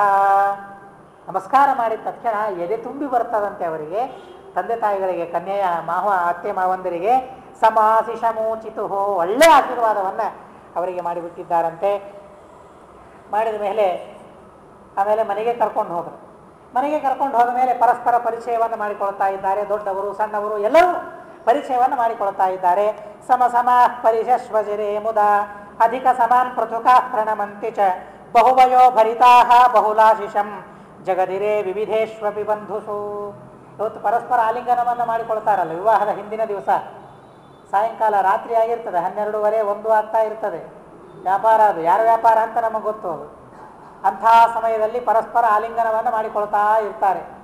ಅದು ಏನೂ ವಿಚಾರ ಮಾಡೋದೇ ಇಲ್ಲ. ದೊಡ್ಡವರು ಸಣ್ಣವರು ಎಲ್ಲರೂ ಆಲಿಂಗನ ಮಾಡ್ಕೊಳ್ಳೋದು, ಎಲ್ಲರೂ ಕರಚಾಲನೆಯನ್ನು ಮಾಡೋದು. ಆದರೆ ಅದು ಸಂಪ್ರದಾಯ ಅಲ್ಲ. ಅದು ಪರಸ್ಪರ ವಯಸ್ಸಿನಲ್ಲಿ ಸಮಾನರಾಗಿದ್ದರೆ ಮಾತ್ರ ಆಲಿಂಗನ. ಒಂದು ಕಡೆಗೆ ದೊಡ್ಡವನಿದ್ದಾನೆ, ಮತ್ತೊಂದು ಕಡೆಗೆ ಸಣ್ಣವನಿದ್ದಾನೆ ಅಂತ ಅಂದರೆ ಸಣ್ಣವನು ನಮಸ್ಕಾರ ಮಾಡಬೇಕು, ದೊಡ್ಡವರು ಆಶೀರ್ವಾದ ಮಾಡಬೇಕು. ಇವತ್ತು ಇದು ಯಾವುದೂ ಇಲ್ಲ. ಇವತ್ತು ಎಲ್ಲರೂ ಸಮ ಸಮ, ನಾನು ಸಮ ನೀನು ಸಮ, ಎಲ್ಲವೂ ಸಮ ಎಲ್ಲರೂ ಸಮ ಅಂತನ್ನೋ ಭಾವನೆಯ ಪ್ರಪಂಚದಲ್ಲಿ ನಾವಿದ್ದೇವೆ ಅನ್ನೋದಕ್ಕಾಗಿ ಯಾವುದರ ಕಡೆಗೂ ನಮಗೆ ಗಮನ ಇರೋದಿಲ್ಲ, ಪರಿಚಯ ಇರೋದಿಲ್ಲ. ಆ ಅಪ್ಪಿಕೊಳ್ಳೋದು ಅಲ್ಲಿ ಬರಬೇಕು ಅಂತ, ಫೋಟೋದಲ್ಲಿ ಸರಿಯಾಗಿ ಬರಬೇಕು ಅನ್ನೋದಕ್ಕಾಗಿ ಹೊರತು ಅದರಲ್ಲಿಯೂ ಸದ್ಭಾವನೆ ಇರೋದಿಲ್ಲ, ಸಂತೋಷ ಇರೋದಿಲ್ಲ. ಕನಿಷ್ಠ ಪಕ್ಷಕ್ಕೆ ನಾವೇನು ಮಾಡ್ತಾ ಇದ್ದೇವೆ ಅದರಲ್ಲಿಯಾದರೂ ಸದ್ಭಾವನೆ ಇದ್ದರೆ ಸಾಕು. ಒಳ್ಳೆಯ ಸ್ನೇಹದಿಂದ ಸದ್ಭಾವನೆಯಿಂದ ಪ್ರೀತಿಪೂರ್ವಕವಾಗಿ ನಾವು ಆಲಿಂಗನ ಮಾಡಿಕೊಂಡ್ರೆ ಅದರಲ್ಲಿಯೂ ಒಂದು ಅರ್ಥ ಇದೆ ಅನ್ನೋದಕ್ಕಾಗಿ ಆ ಸಂಸ್ಕಾರವನ್ನು ತಿಳಿಸ್ತಾರೆ. ವಯಸ್ಸಿನಲ್ಲಿ ಸಮಾನರಾದವರು ಪರಸ್ಪರ ಆಲಿಂಗನೆಯನ್ನು ಮಾಡಿಕೊಳ್ತಾರಂತೆ. ಹೇಗೆ? ಮುದ ಸಂತೋಷದಿಂದ ಆಲಿಂಗನ ಮಾಡಿಕೊಳ್ತಾ ಇರ್ತಾರೆ. ಅಧಿಕ ಸಮಾನ್ ಪೃಥುಕಾಸ್ಪರಣ ಮಂತಿಚ, ಅದು ಗುಲಾಲ್ ಹಾಕಿಸ್ತಾರೆ. ನಮಸ್ಕಾರ ಪರಸ್ಪರ ಆಲಿಂಗನ ಮಾಡ್ಕೊಳ್ಬೇಕಾದ್ರೆ ಅವನೇನು ಅಪ್ಪಿ ತಪ್ಪಿ ಕನ್ಯಾ ಪಕ್ಷದವನು ಸ್ವಲ್ಪ ಹೆಚ್ಚು ಗುಲಾಲ್ ಹಾಕಿದರೆ ಬಂದು ಹೋಯ್ತು ಅವನಿಗೆ ಸಿಟ್ಟು. ಆಹಾ, ಹೇಗೆ ನನ್ನ ವಸ್ತ್ರ ಹಾಳು ಮಾಡಿದೆ ನೀನು ಅಂತ. ಬೇಕಾದಷ್ಟು ಕಡೆಗೆ ಘಟನೆಗಳು ಆಗಿರ್ತವೆ, ಇವೆಲ್ಲ ಆಗಿವೆ ಬೇಕಾದಷ್ಟು ಅನ್ನೋದಕ್ಕಾಗಿ. ಹಾಗೆಲ್ಲ ಅಲ್ಲ, ಮುದ ಸಂತೋಷ, ಹೆಚ್ಚಾಕಿದ್ನೆಲ್ಲ ಸಂತೋಷ. ಸಂತೋಷದಿಂದ ಆ ವಿವಾಹ ಮಹೋತ್ಸವ ನಡೀಬೇಕೇ ಹೊರತು ಒಂದೇ ಅರ್ಥದಲ್ಲಿ ಹೇಳಬೇಕಾದ್ರೆ ಇವತ್ತಿನ ವಿವಾಹ ಅಂತಂದರೆ ಅದೊಂದು ದೊಡ್ಡ ಯುದ್ಧ ಇದ್ದ ಹಾಗೆ ಇರ್ತದೆ. ಭಾರೀ ದೊಡ್ಡ ಯುದ್ಧ, ಪ್ರಪಂಚ ಯುದ್ಧ ನಡೆದು ಹೋಗುವ ಹಾಗೆ ಅಲ್ಲಿ ಯುದ್ಧ ನಡೀತಾ ಇರ್ತದೆ. ಅದು ವಿವಾಹ ಅಲ್ಲ, ಅದು ಯುದ್ಧೋತ್ಸವ. ಅದು ಯುದ್ಧೋತ್ಸವ ಹಾಗಿರ್ತದೆ ಅದು. ಅದರಲ್ಲಿ ಹೇಳ್ತಾರೆ ಮುದ ಸಂತೋಷದಿಂದ ಆನಂದದಿಂದ ಆಲಿಂಗನವನ್ನು ಮಾಡಿಕೊಳ್ಳಬೇಕು ಅಂತ ಹೇಳ್ತಾ ಇದ್ದಾರೆ. ಬಹುವಯೋ ಭರಿತಾಹ ಬಹುಲಾಶಿಷಂ, ದೊಡ್ಡವರು ಸಣ್ಣವರು ನಮಸ್ಕಾರ ಮಾಡ್ತಾ ಇದ್ರು. ದೊಡ್ಡವರನ್ನ ನಮಸ್ಕಾರ ಮಾಡಿದಾಗ ಅವರೂ ಸಹ ಬಹುಲಾಶಿಷಂ ಜಗದಿರೇ ವಿವಿಧೇಶ್ವರಿ ಬಂಧುಷು ಆಶೀರ್ವಾದವನ್ನು ಮಾಡ್ತಾ ಇದ್ರಂತೆ. ಒಳ್ಳೆ ಚೆನ್ನಾಗಿ ನನಗೆ ಆಯುಷ್ಯ ಇರಲಪ್ಪ, ಭಗವಂತನ ಆಶೀರ್ವಾದ ಇರಲಿ, ಗುರುಗಳ ಆಶೀರ್ವಾದ ಇರಲಿ, ಧರ್ಮವನ್ನು ಇದೇ ರೀತಿಯಾಗಿ ಮಾಡ್ತಾ ಹೋಗು ಅಂತ ಹೇಳಿ ಅದ್ಭುತವಾದ ಆಶೀರ್ವಾದಗಳನ್ನು, ಯಾವ ಆಶೀರ್ವಾದಗಳನ್ನು ಸರ್ವಥಾ ನಾವು ಪಡಿಲಿಕ್ಕೆ ಸಾಧ್ಯ ಇಲ್ಲ, ಏನು ಮಾಡಿದರೂ ಸಾಧ್ಯ ಇಲ್ಲ ಅಂಥ ಆಶೀರ್ವಾದಗಳನ್ನು ಅವರು ಮಾಡ್ತಾ ಇದ್ರಂತೆ. ಒಂದು ಮಾತು ತಿಳಿದುಕೊಳ್ಳ್ರಿ, ಭಗವಂತನನ್ನು ಯಾರು ನಂಬಿ ಬದುಕ್ತಾ ಇದ್ದಾರೆ ಅವರು ಬಾಯಿಂದ ಮಾತಾಡಿದರೆ ಸಾಕು, ಇವತ್ತಿಲ್ಲ ನಾಳೆ ಆ ಕೆಲಸ ಆಗಿಯೇ ಆಗ್ತದೆ, ಆಗಿಯೇ ತೀರ್ತದೆ. ಆ ಮಾತಿಗೆ ಆ ಸಾಮರ್ಥ್ಯ ಇರ್ತದೆ, ಆ ಮಾತಿಗೆ ಆ ಸಾಮರ್ಥ್ಯ ಇರ್ತದೆ. ಸ್ನೇಹದಿಂದ, ಪ್ರೀತಿಯಿಂದ, ಗೌರವದಿಂದ ಆಡಿದ ಮಾತುಗಳು ಎಂದಿಗೂ ಹುಸಿಯಾಗೋದಿಲ್ಲ, ಎಂದೆಂದಿಗೂ ಹುಸಿಯಾಗೋದಿಲ್ಲ. ವ್ಯಾಸರಾಜರು ತಾತ್ಪರ್ಯ ಚಂದ್ರಿಕಾದಲ್ಲಿ ಒಂದು ಸುಂದರವಾದ ದೃಷ್ಟಾಂತವನ್ನು ಕೊಡ್ತಾರೆ. ಭಗವಂತನ ಕಾರುಣ್ಯವನ್ನು ಉದಾಹರಣೆ ಮಾಡ್ತಾ ದೇವರ ಕಾರುಣ್ಯ ಎಂಥದ್ದು ಅಂತ ತಿಳಿಸ್ತಾ ಒಂದು ಅದ್ಭುತವಾದ ದೃಷ್ಟಾಂತವನ್ನು ನಮಗೆ ಕೊಡ್ತಾರೆ. ಕೂರ್ಮಿ ಚಿಂತಯತೆ ಪುತ್ರಾನ್, ಒಂದು ಅದ್ಭುತವಾದ ಶ್ಲೋಕ ಇದೆ ಶಾಸ್ತ್ರದಲ್ಲಿ. ವಾಸ್ತವ ಸಂಗತಿ ಒಂದಿದೆ ಪ್ರಾಣಿ ಪ್ರಪಂಚದಲ್ಲಿ, ನಮಗೆ ಯಾವುದೂ ಇವತ್ತು ಗೊತ್ತಿಲ್ಲ. ಆದರೆ ಪ್ರಾಣಿ ಪ್ರಪಂಚದಲ್ಲಿ ವಿಸ್ಮಯವನ್ನು ಒಂದು ವ್ಯಾಸರಾಜರು ಬಹಳ ಸುಂದರವಾಗಿ ನಮ್ಮ ಮುಂದೆ ತೆಗೆದಿಡ್ತಾರೆ. ಈ ಕೂರ್ಮ ಆಮೆಗಳೇನಿರ್ತದಲ್ಲ, ಹೆಣ್ಣು ಆಮೆ, ತಾಯಿಯಾದ ಆಮೆ, ಮಕ್ಕಳು ಎಲ್ಲಿಯೋ ಹೋಗಿರ್ತವಂತೆ, ಎಲ್ಲಿರ್ತದೆ ಗೊತ್ತಿಲ್ಲ, ಅದೊಂದು ಬಾವಿಯಲ್ಲಿ ಇದೊಂದು ಬಾವಿಯಲ್ಲಿ ಇರ್ತದೆ. ಆದರೆ ಆ ಕೂರ್ಮಿ ತಾಯಿಯಾದ ಆಮೆ ಮನಸ್ಸಿನಲ್ಲಿ ಅಂದ್ಕೊಳ್ತದಂತೆ, ಪಾಪ ನನ್ನ ಮಕ್ಕಳು ಹೇಗಿದ್ದಾರೋ ಏನೋ, ಹೊಟ್ಟೆ ತುಂಬಲಿ ಅಂತ ಅಂದುಕೊಳ್ತದಂತೆ. ಅಷ್ಟು ಮನಸ್ಸಿನಲ್ಲಿ ಅಂದುಕೊಂಡ್ರೆ ಸಾಕು, ಅದೇ ಕ್ಷಣದಲ್ಲಿ ಆ ಮಕ್ಕಳ ಹೊಟ್ಟೆ ತುಂಬಿ ಹೋಗ್ತದಂತೆ. ಸುಳ್ಳಲ್ಲ, ಇದು ಸತ್ಯ, ಇದು ಸುಳ್ಳಲ್ಲ, ಇದು ಸತ್ಯ. ಈ ತರಹದ ಶಕ್ತಿಯನ್ನ ಆ ಪ್ರಾಣಿಗೆ ಭಗವಂತ ಕೊಟ್ಟಿದ್ದಾನೆ, ಆ ಪ್ರಾಣಿಗೆ ಭಗವಂತ ಕೊಟ್ಟಿದ್ದಾನೆ. ಇಂಥ ಪ್ರಾಣಿಗಳನ್ನ ಸೃಷ್ಟಿ ಮಾಡಿದ ಪರಮಾತ್ಮ ಅವನು ಮನಸ್ಸಿನಲ್ಲಿ ವಿಚಾರ ಮಾಡಿದರೆ ನಮಗೆ ಸುಖ ದೊರಕದೇ ಇರಲಿಕ್ಕೆ ಸಾಧ್ಯವೇ? ಸರ್ವಥಾ ಸಾಧ್ಯ ಇಲ್ಲ. ಅವಶ್ಯವಾಗಿ ಭಗವಂತ ಕೇವಲ ವಿಚಾರ ಮಾತ್ರದಿಂದ ನಮಗೇನು ಬೇಕೋ ಎಲ್ಲವನ್ನೂ ಭಗವಂತ ಕೊಡ್ತಾನೆ ಅಂತ ಹೇಳಿದ್ದಾರೆ. ಅಂಥ ಪ್ರಾಣಿಯ ಮನಸ್ಸಿನಲ್ಲಿ ಬಂದ ಭಾವನೆ ಸತ್ಯ ಆಗ್ತದೆ ಅಂತ ಅಂದರೆ ಒಬ್ಬ ಪುಣ್ಯಾತ್ಮ ನಿರಂತರ ವಿಷ್ಣುವಿನ ಚಿಂತನೆಯನ್ನು ಮಾಡುವ ಮಹಾನುಭಾವರು, ಭಗವಂತನಲ್ಲಿ ಆಸಕ್ತರಾದ ವೈಷ್ಣವರು ಆಡಿದ ಮಾತಿಗೆ ಇನ್ನೆಷ್ಟು ಸಾಮರ್ಥ್ಯ ಇರಲಿಕ್ಕಿಲ್ಲ ಹೇಳಿದ್ರೆ? ಎಂಥ ಅದ್ಭುತವಾದ ಸಾಮರ್ಥ್ಯ ಆ ಮಾತಿಗೆ ಇರಲಿಕ್ಕಿಲ್ಲ. ಅನ್ನೋದಕ್ಕಾಗಿ ಹಿರಿಯರ ಆಶೀರ್ವಾದವನ್ನು ಪಡಿಬೇಕು, ಅನ್ನೋದಕ್ಕಾಗಿ ಅವರಿಗೆ ನಮಸ್ಕಾರ ಮಾಡಬೇಕು, ಅವರು ಬಾಯಿಂದ ಮಾತಾಡಬೇಕು, ತಂದೆ ತಾಯಿ ಆಶೀರ್ವಾದ ಮಾಡಬೇಕು, ದೀರ್ಘಾಯುಷ್ಮಾನ್ ಭವ, ಗುರುಗಳ ಆಶೀರ್ವಾದ ಸಿಗಲಿ, ಧಾರ್ಮಿಕನಾಗು. ಅವರ ಆಶೀರ್ವಾದ ಸಿಕ್ಕರೆ ಮಾತ್ರ ನಾವು ಆ ಫಲಗಳನ್ನು ಪಡೀಲಿಕ್ಕೆ ಸಾಧ್ಯವೇ ಹೊರತು ಅದನ್ನು ಮತ್ತೆಲ್ಲಿಯೂ ಕೊಂಡ್ಕೊಳ್ಳಿಕ್ಕೆ ಸಾಧ್ಯ ಇಲ್ಲ. ನಮಗೆ ಸಂಪತ್ತನ್ನು ಪಡಿಬಹುದು, ಪ್ರಯತ್ನ ಮಾಡಿ, ಹೆಂಡತಿಯನ್ನು ಪಡ್ಕೊಳ್ಬಹುದು, ಬೇಕಾದ್ದನ್ನು ಪಡೆದುಕೊಳ್ಬಹುದು. ಆದರೆ ಹಿರಿಯರು ಮಾಡುವ ಆಶೀರ್ವಾದ ಏನಿದೆ ಅಲ್ಲ, ಅದು ಸ್ನೇಹಪೂರ್ವಕವಾಗಿ, ಪ್ರೀತಿಪೂರ್ವಕವಾಗಿ, ಬಾಯಿ ಮಾತಿನಿಂದ ಅಲ್ಲ, ಪ್ರೀತಿಪೂರ್ವಕವಾಗಿ ಆಶೀರ್ವಾದ ಅವ್ರು ಮಾಡಬೇಕಾದರೆ ನಮಗೆ ಅವರು ಒಲಿತಿರಬೇಕು, ಪ್ರಸನ್ನರಾಗಿರ್ಬೇಕು, ಸಂತೋಷ ಆಗಬೇಕು. ನಮ್ಮ ಚರಿತ್ರೆಯನ್ನು ನೋಡಿ, ನಮ್ಮನ್ನು ನೋಡಿ ಸಂತೋಷವಾಗಿ ಮನಸ್ಸು ಕರಗಿ ಆ ಮನಸ್ಸಿನ ಭಾವನೆ ಬಾಯಿಯಲ್ಲಿ ಬರಬೇಕು. ಅಂದರೆ ಮಾತ್ರ ಆಶೀರ್ವಾದ ಪೂರ್ಣವಾಗ್ತದೆ. ಹಾಗೆ ಆಶೀರ್ವಾದವನ್ನು ಮಾಡ್ತಾ ಇದ್ರಂತೆ ಬಂಧುಗಳೆಲ್ಲ. ಈ ತರಹದ ಅದ್ಭುತವಾದ ವಾತಾವರಣ ಅಲ್ಲಿ ನೆಲೆಗೊಂಡಿತ್ತು. ಇದು ವಿವಾಹ, ನಿಜವಾದ ವಿವಾಹ. ಇದು ಈ ಥರವಾದ ಸ್ನೇಹ, ಬಾಂಧವ್ಯ, ಗೌರವ, ಅಭಿಮಾನ, ಆಶೀರ್ವಾದಗಳು, ನಮಸ್ಕಾರಗಳು, ಇದು ವಿವಾಹದಲ್ಲಿ ಇರಬೇಕು ಅಂತ ಅನ್ನೋದನ್ನು ನಾರಾಯಣಾಚಾರ್ಯರು ತಿಳಿಸ್ತಾರೆ. ಬಹುವಿಧಂ ಪರಮನ್ನರ ಸಾಯನಂ ವರನರೋಭ್ಯವಹತ್ಯ ತದಾಹೃತಂ ನಿಬಿಡ ಪಟ್ಟ ವಿತಾನಕ ಶೀತಲೇಪ್ಯ ತುಷ್ಟು ರಾತಪ ಭೋಜನಂ. ಬಿಸಿಲೂಟ ಬಿಸಿಲೂಟ ಅಂತ ಅಂತಾರೆ. ರಾತ್ರಿ 12 ಗಂಟೆಗೆ ಆಗ್ತಾ ಇರ್ತದೆ ಬಿಸಿಲೂಟ ಇವತ್ತು. ಆದರೆ ನಿಜವಾಗಿ ಬಿಸಿಲೂಟ ಮಧ್ಯಾಹ್ನದಲ್ಲಿ ಆಗಬೇಕಂತೆ. ಆ ಬಿಸಿಲೂಟವನ್ನು ಮಾಡೋದಕ್ಕಾಗಿ ಬಹಳ ಅದ್ಭುತವಾಗಿ ವ್ಯವಸ್ಥೆಯನ್ನು ಮಾಡಿದ್ರಂತೆ. ಬಹುವಿಧಂ ಪರಮಾನ್ನ ರಸಾಯನಂ. ಮೊಟ್ಟ ಮೊದಲಿಗೆ ಹೇಳಬೇಕಾದದ್ದು ಅಲ್ಲಿ ಪರಮಾನ್ನ ಹೇಳೋದು. ದೇವರಿಗೆ ಅತಿ ಪ್ರಿಯವಾದ ಆಹಾರ ಅಂತ ಹೇಳಿದ್ದಾರೆ. ಅನ್ನೋದಕ್ಕಾಗಿ ನೈವೇದ್ಯದಲ್ಲಿ ಏನಿರಲಿ ಬಿಡಲಿ ಅನ್ನ ಪರಮಾನ್ನ ಇರಲೇಬೇಕು ಅಂತ ಹೇಳಿದ್ದಾರೆ. ಅನ್ನ ಪರಮಾನ್ನ ಚಿತ್ರಾನ್ನ ಪ್ರತಿನಿತ್ಯ ಇರಲೇಬೇಕು ಅಂತ ಹೇಳಿದ್ದಾರೆ ದೇವರ ನೈವೇದ್ಯಕ್ಕಾಗಿ. ಅದರಲ್ಲಿ ಪರಮಾನ್ನ ಇಲ್ಲದೆ ಸರ್ವಥಾ ದೇವರಿಗೆ ನೈವೇದ್ಯ ಮಾಡಲಿಕ್ಕಿಲ್ಲ ಅಂತ ಶಾಸ್ತ್ರದಲ್ಲಿ ಹೇಳಿದ್ದಾರೆ. ನಾವು ಮಾಡಿರ್ತೇವೆ ಪರಮಾನ್ನ. ಆ ತಟ್ಟೆಯಲ್ಲೇನೆ ಸ್ವಲ್ಪ ಅನ್ನ ತೆಗೆದುಕೊಂಡು ಅದರ ಮೇಲೇನೆ ಬೆಲ್ಲ ಹಾಕಿ ಸ್ವಲ್ಪ ಹೀಗೆ ಕಿವಿಸಿಬಿಟ್ಟಿರ್ತೇವೆ. ಅನ್ನ ಅದು ದೇವರಿಗೆ ಅದು. ಅದನ್ನು ಯಾರಾದರೂ ಹಾಕ್ಲಿಕ್ಕೆ ಬಂದರೆ ಬೇಡ, ನನಗೆ ಬೇಡ, ಅವನಿಗೆ ಹಾಕೋ ನೈವೇದ್ಯ ಅಂತ ಹೇಳ್ತೇವೆ. ನನಗೆ ಸಾಕು ಆ ನೈವೇದ್ಯ ಬೇಡ, ಆ ಪರಮಾನ್ನ ಬೇಡ, ಬೇರೆ ನನಗೆ ಪರಮಾನ್ನ ಇದೆ. ಅದು ನಮಗಾಗಿ ಮಾಡಿಕೊಂಡ ಪರಮಾನ್ನ ನಮಗೆ ಬೇಕು, ದೇವರಿಗಾಗಿ ಮಾಡಿದ್ದು ನಮಗೆ ಬೇಡ. ಆದರೆ ಆಗಿನ ಕಾಲದಲ್ಲಿ ದೇವರಿಗೊಂದು ತಮಗೊಂದು ಅಂತ ಇರ್ತಾನೇ ಇರಲಿಲ್ಲ. ಏನು ಮಾಡ್ತಾರೆ ಎಲ್ಲ ದೇವರಿಗೆ, ದೇವರಿಗಾಗಿಯೇ ಮಾಡೋದು ನೈವೇದ್ಯವನ್ನು. ಅಂಥ ಅದ್ಭುತವಾದ ಕಾಲ ಅದು. ಹೀಗಾಗಿ ಬಹಳ ಅದ್ಭುತವಾದ ಪರಮಾನ್ನವನ್ನು ಮಾಡಿದ್ದಾರೆ. ಆ ಪರಮಾನ್ನದ ಪ್ರಶಂಸೆಯನ್ನು ಹೇಳ್ತಾರೆ. ದೇವರಿಗೆ ಅತಿ ಪ್ರಿಯ, ಹೀಗಾಗಿ ವಾಯುದೇವರಿಗೂ ಪ್ರಿಯ. ನಾರಾಯಣ ಪಂಡಿತಾಚಾರ್ಯರು ಉಲ್ಲೇಖ ಮಾಡ್ತಾರೆ. ಪರಮಥ ಪರಮಾನ್ನಂ ಪ್ರಾಪ್ತಮೇವ ಪ್ರಯಾಸಂ ಪ್ರಭುರಿಹ ಬುಭುಜೇಸೌ ವೇದವಾದ ಪ್ರವೀಣ ಅಂತ ಹೇಳಿ ಬಹಳ ಸಂತೋಷದಿಂದ ಆ ಪರಮಾನ್ನವನ್ನು ಶ್ರೀಮದಾಚಾರ್ಯರು ಸ್ವೀಕಾರ ಮಾಡಿದರು ಅಂತ ಹೇಳ್ತಾರೆ. ಹೀಗಾಗಿ ಪರಮಾನ್ನದ ಮೇಲೆ ವಾಯುದೇವರಿಗೂ ಬಹಳಷ್ಟು ಪ್ರೀತಿ. ಸ್ಮೃತಿಯಲ್ಲಿ ಒಂದು ಮಾತನ್ನು ಹೇಳ್ತಾರೆ. ಯುಧಿಷ್ಠಿರನಿಗೆ ನಾರದರ ಆಶೀರ್ವಾದ ಮಾಡುವ ಒಂದು ಮಾತು, ಬಹಳ ಸುಂದರವಾದ ಮಾತು ಬರ್ತದೆ. ದ್ವಾದಶಿಯ ದಿವಸ ಲಕ್ಷಾವಧಿ ಮಂದಿಗೆ ಪರಮಾನ್ನ ಪ್ರದೋಭವ ಅಂತ ಆಶೀರ್ವಾದ ಮಾಡ್ತಾರೆ.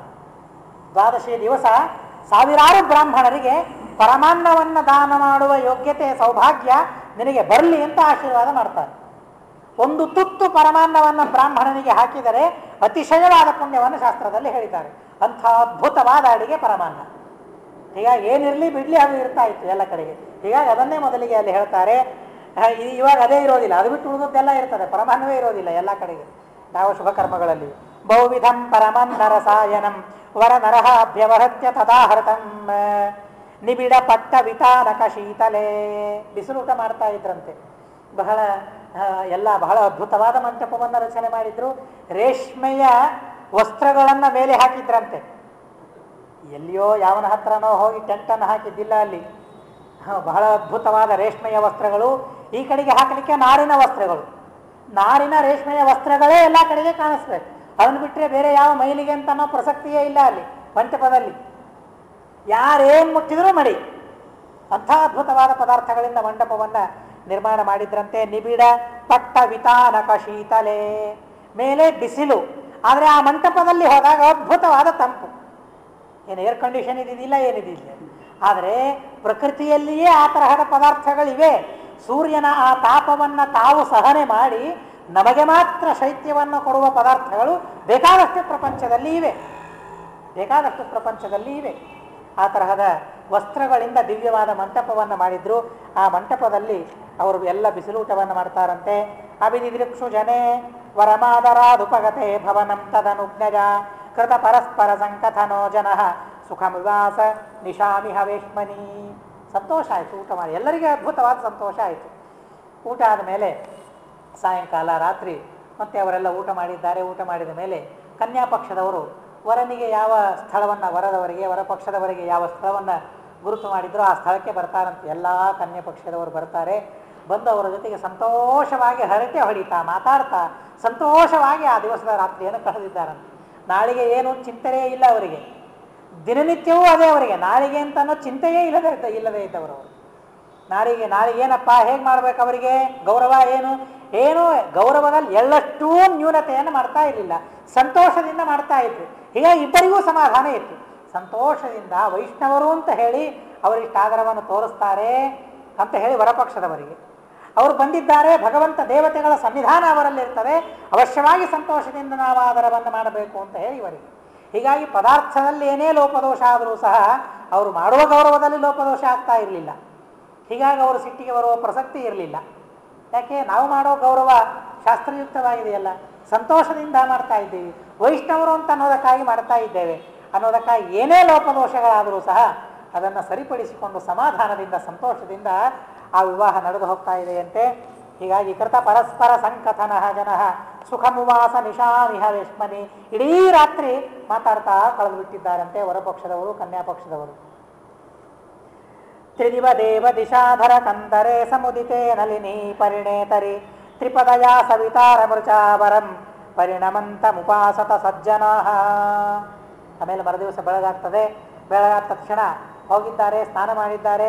ಸರೋವರಗಳಲ್ಲಿ, ನದಿಗಳಲ್ಲಿ, ಏನೇನಿದೆ ಜಲಾಶಯಗಳಲ್ಲೆಲ್ಲ ಸ್ನಾನ ಮಾಡಿ ಸರಿಯಾದ ಕಾಲದಲ್ಲಿ ಸೂರ್ಯನಿಗೆ ಅರ್ಘ್ಯವನ್ನು ಕೊಟ್ಟು ಸಕಾಲದಲ್ಲಿ ಗಾಯತ್ರಿ ಜಪವನ್ನು ಮಾಡಿದ್ದಾರೆ.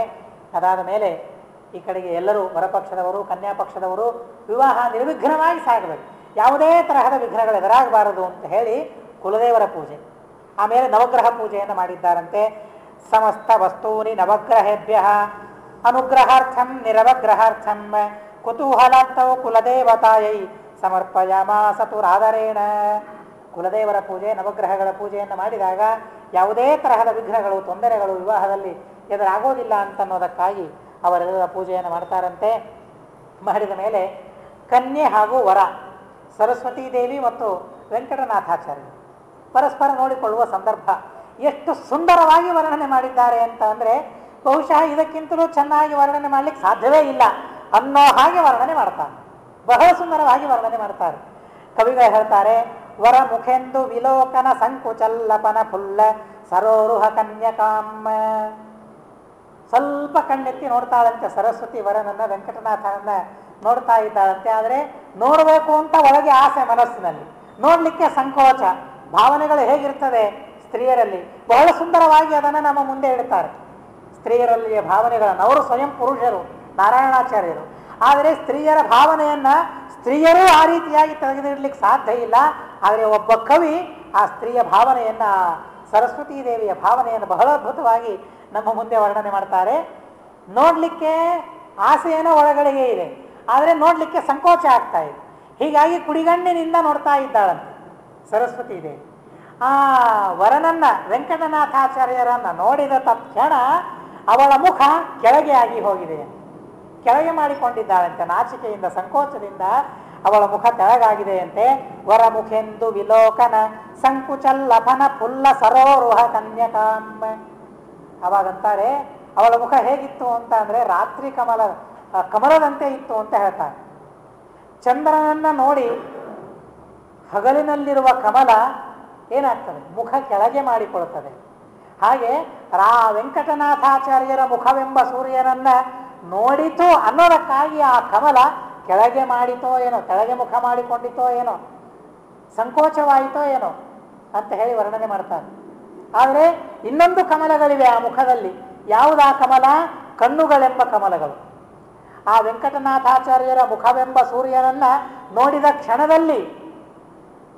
ಕ್ಷಣದಲ್ಲಿ ಅವಳ ಮುಖ ರಾತ್ರಿ ಕಮಲದಂತೆ ಕೆಳಗಾಗಿ ಹೋಯಿತು ಅಂತ ಹೇಳ್ತಾರೆ. ಆದರೆ ಆ ಮುಖ ಚಂದ್ರನಂತೆ ಬಹಳ ಶೀತಲ, ಬಹಳ ಸುಂದರ ಅಂತ ಅನ್ನೋದು ಕಂಡ ಆ ಕಣ್ಣುಗಳು ಮಾತ್ರ ವಿಕಸಿತವಾಗಿ ಹಾಗೇನೇ ಇತ್ತು ಅಂತ ಹೇಳ್ತಾರೆ. ಎರಡು ಕಮಲಗಳಿದ್ವು, ಮುಖ ಅಂತನ್ನೋ ಕಮಲ ಸಂಕೋಚವಾಗಿತ್ತು, ಆ ಕಣ್ಣುಗಳೆಂಬ ಎರಡು ಕಮಲಗಳು ಮಾತ್ರ ಅರಳಿ ನಿಂತಿದ್ವಂತೆ. ಹೀಗಾಗಿ ಆ ವರನಲ್ಲಿ ಸೂರ್ಯನನ್ನೂ ನೋಡಿದ್ಲು, ಚಂದ್ರನನ್ನೂ ನೋಡಿದ್ಲು. ಅವಳ ಮುಖ ಸಂಕೋಚದಿಂದ ಕೆಳಗಾಗಿತ್ತು, ಕಣ್ಣುಗಳು ಮಾತ್ರ ಅವರ ರೂಪವನ್ನ, ಅವರಲ್ಲಿಯ ಜ್ಞಾನವನ್ನ ಅಂದಾಜು ಮಾಡಿಕೊಂಡು ಬಹಳ ಸಂತೋಷವಾಗ್ತಾ ಇತ್ತಂತೆ. ಎಂಥ ಉತ್ತಮವಾದ ವರ ನನಗೆ ಸಿಕ್ಕಿದ್ದಾನೆ, ನಮ್ಮ ತಂದೆ ತಾಯಿಗಳು ಹುಡುಕಾಡಿದ್ದಾರೆ ಅಂತ ಹೇಳಿ ಬಹಳ ಸಂತೋಷ ಅವಳಿಗೆ ಆಗ್ತಾ ಇತ್ತಂತೆ. ಕಣ್ಣಿನಲ್ಲಿ ಸಂತೋಷ, ಮುಖದಲ್ಲಿ ಸಂತೋಷ, ಸಂಕೋಚ ಸಂತೋಷಗಳು ಅವಳ ಮುಖ ಹಾಗೂ ಕಣ್ಣುಗಳಲ್ಲಿ ಇದ್ವು ಅಂತ ಅನ್ನೋದನ್ನ ಕವಿಗಳು ಬಹಳ ಸುಂದರವಾಗಿ ಈ ದೃಷ್ಟಾಂತದಿಂದ ನಮಗೆ ತಿಳಿಸ್ತಾರೆ. ಅರ್ಯಮ ಪಶ್ಯ ದಿಜಂ ಚ ವರಾನನ ದ್ವಿಜ ಸಖಂ ಹಸಿತೋತ್ಪಲಲೋಚನ. ಅಷ್ಟು ಸಂತೋಷ ಅವಳ ಕಣ್ಣುಗಳಲ್ಲಿದ್ದಂತೆ. ಅಲ್ಲಿರುವ ಜನರು, ಸ್ತ್ರೀಯರು ಯಾರಿಗೂ ಏನೂ ಹೇಳಬೇಕಾಗಿಲ್ಲ, ಇದು ನಮ್ಮದೇ ಕೆಲಸ, ಇದು ನಮ್ಮದೇ ವಿವಾಹ ಅಂತನ್ನೋ ಹಾಗೆ ಸುವಾಸಿನಿ ಸ್ತ್ರೀಯರೆಲ್ಲ ಪರಸ್ಪರ ಉಪಚಾರವನ್ನು ಮಾಡ್ಕೊಳ್ತಾ ಇದ್ದಾರೆ ಅಂತೆ ಅಲ್ಲಿರುವವರೆಲ್ಲರೂ ಕೂಡ. ಆಗತ್ಯ ಧೃತಮಬಲ ಪ್ರಹರ್ಷಿಣಿ ಆಲೋಕ್ಯ ಗಮನ ಅನಂಗ ಸಾಯಕಾಂಗಿ ನಾರೀಣ ಮುಚಿತ ತರಂಗ ರಾಗ ಪುಷ್ಪೈ ಆನರ್ಚ ಸ್ಮಿತಲಪನ ಅತಿರೋಹಿತಾಸು. ಹೇಳ್ತಾಳೆ, ಒಬ್ಬ ಹೆಣ್ಣು ಮಗಳು, ಒಬ್ಬ ಸುವಾಸಿನಿ ಸ್ತ್ರೀ, ಅವಳಿಗೆ ಬಹಳ ಸಂತೋಷ ಆಯ್ತಂತೆ. ಈ ವರದವರನ್ನೆಲ್ಲ, ವರಪಕ್ಷದವರನ್ನೆಲ್ಲ, ವರದ ಪಕ್ಷದಲ್ಲಿರುವ ಹೆಣ್ಣು ಮಕ್ಕಳನ್ನೆಲ್ಲ ಉಪಚಾರ ಮಾಡೋದಕ್ಕಾಗಿ ಬಹಳ ಸಂತೋಷವಾಯ್ತಂತೆ. ಪ್ರಹರ್ಷಿಣಿ.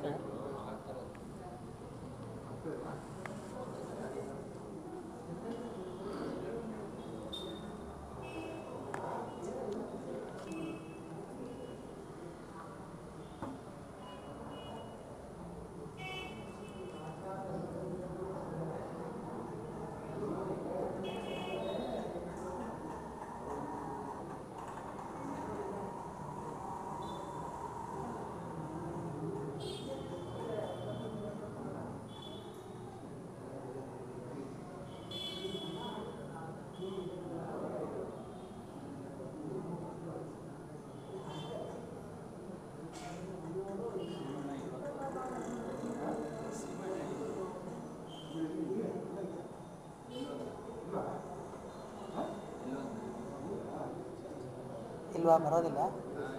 ಹೌದಾ, ಆಯಿತು, ಮುಗಿಸ್ತೇನೆ ತಗೋ.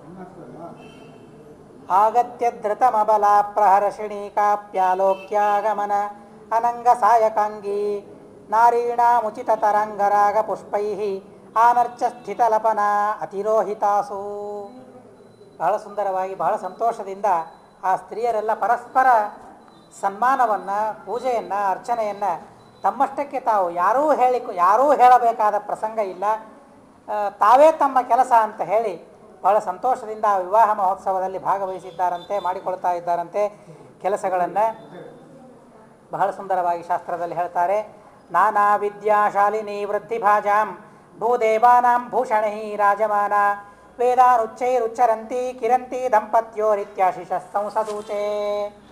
ಆಮೇಲೆ ಸರಿಯಾಗಿ ಆಶೀರ್ವಾದವನ್ನು ಮಾಡುವ ಪ್ರಸಂಗ. ಎಲ್ಲರೂ ಕೈಯಲ್ಲಿ ಮಂತ್ರಾಕ್ಷತೆಯನ್ನು ಸ್ವೀಕಾರ ಮಾಡಿದ್ದಾರೆ.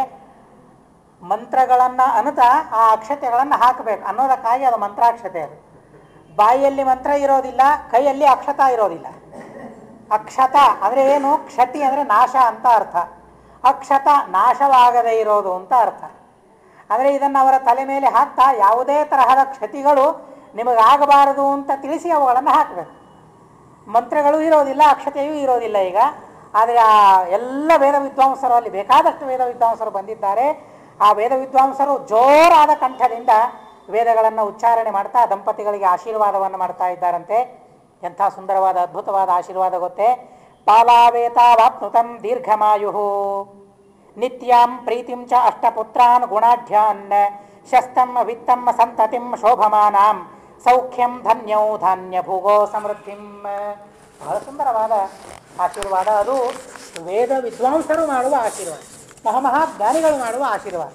ಹೀಗಾಗಿ ಅದು ಯಾವುದೂ ಸುಳ್ಳಾಗತಕ್ಕದ್ದಲ್ಲ ಅನ್ನೋದಕ್ಕಾಗಿ ಆಶೀರ್ವಾದ ಮಾಡ್ತಾರೆ.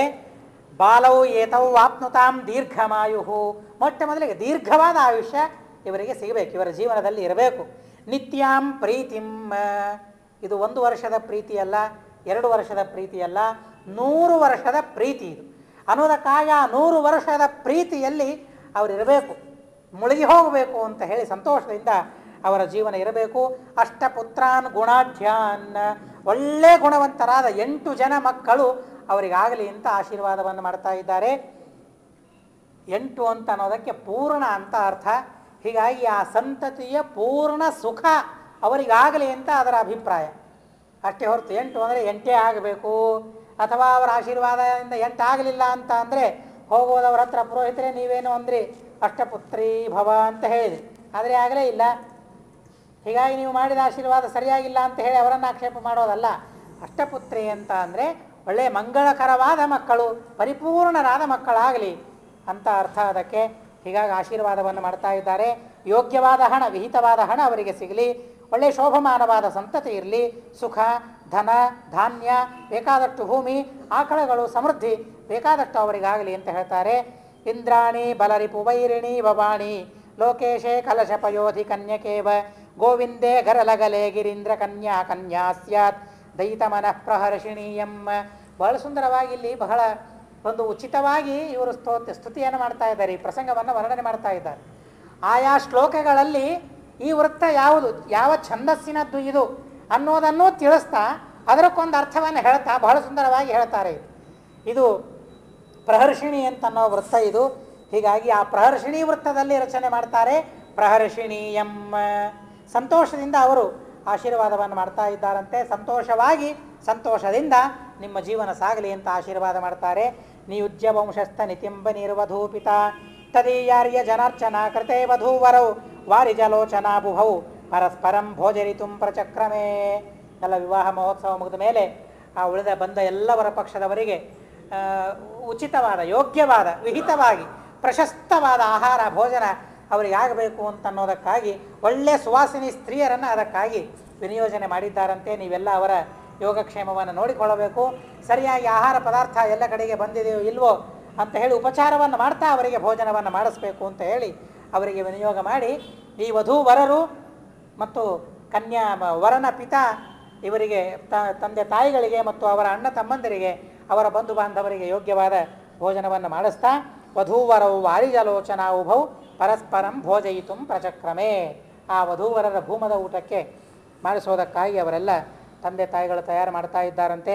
ಭೂದೇವಾನ್ ಭೋಜರಿತ್ವ ತದನು ತದುಚಿತೈರಂಬರೈರ್ದಕ್ಷಿಣಾಭಿಃ ತಾಂಬೂಲೈಸ್ತೋಷಯಿತ್ವಾ ವಿರಚಿತ ನಿಯಮ ಸ್ತ್ರೀಣ್ಯಹಾನ್ಯೇವಮೇಷಃ ವಿದ್ವತ್ ಸಂಘೈರ್ನಿಕಾಮಂ ವಿನಯ ಮುಖಗಣೈಃ ನಂದಯನ್ ವೆಂಕಟಾರ್ಯಃ ದೀಕ್ಷಾಂ ಪ್ರಾಪ್ಯೇವ ಯಜ್ವಾ ತದನು ನಿಶಿಮುದಾ ಶೇಷ ಹೋಮಂ ವ್ಯತಾನೀತ. ಎಷ್ಟು ದಿವಸ ವಿವಾಹ ಮಹೋತ್ಸವ? 3 ದಿವಸ ಆಗಬೇಕು ಅಂತ ಹೇಳ್ತಾರೆ. 3 ದಿವಸ, 3 ತಾಸಿನಲ್ಲಿ ಅಲ್ಲ. ಇವತ್ತೆಲ್ಲ 3 ತಾಸಲ್ಲೇ ಹೋಗ್ಬಿಡ್ತದೆ.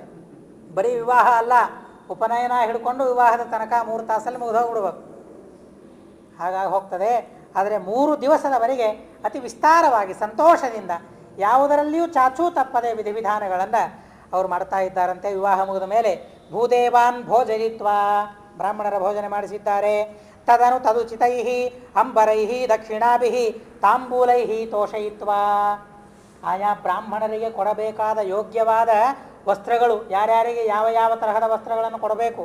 ತದುಚಿತೈಃ ಅಂಬರೈಃ, ತದುಚಿತೈಃ ಅವರಿಗೆ ಬೇಕಾದ ವಸ್ತ್ರಗಳು, ನಮಗೆ ಬೇಕಾದ ವಸ್ತ್ರಗಳನ್ನು ಕೊಡೋದಲ್ಲ. ಯಾವುದು ನಮ್ಮ ಮನೆಯಲ್ಲಿ ಇಟ್ಕೊಳ್ಳಿಕ್ಕೆ ಆಗೋದಿಲ್ಲ ಅಂತಹ ವಸ್ತ್ರಗಳನ್ನು ಕೊಟ್ಬಿಡೋದು ಬ್ರಾಹ್ಮಣರಿಗೆ, ಕೃಷ್ಣಾರ್ಪಣ ಅಂತ ಅಂದ್ಬಿಡೋದು. ಹಾಗಲ್ಲ ಅಂತ ಹೇಳಿದ್ದಾರೆ.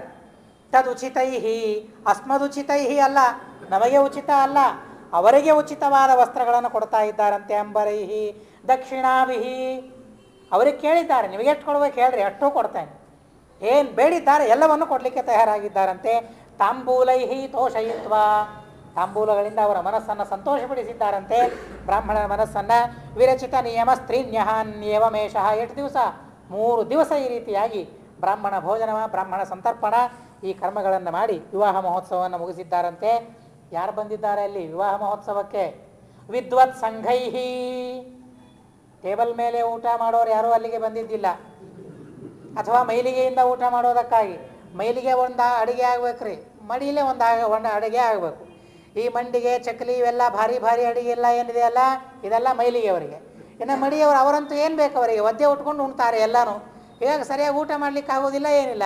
ಒಂದು ಅನ್ನ ಪಾಯಸ ದೇವರ ನೈವೇದ್ಯಕ್ಕೆ ಮಾಡಿದಾಗ ಮಾಡಿದರೆ ಸಾಕು. ಹೀಗಾಗಿ ಮಡಿ ಅಡಿಗೆ ಇದು, ಮೈಲಿಗೆ ಅಡಿಗೆ ಇದು. ಮೈಲಿಗೆ ಅಡಿಗೆಗೆ ಲಕ್ಷ ಲಕ್ಷ ಕೊಟ್ಟು ಕರೆಸ್ಬೇಕು.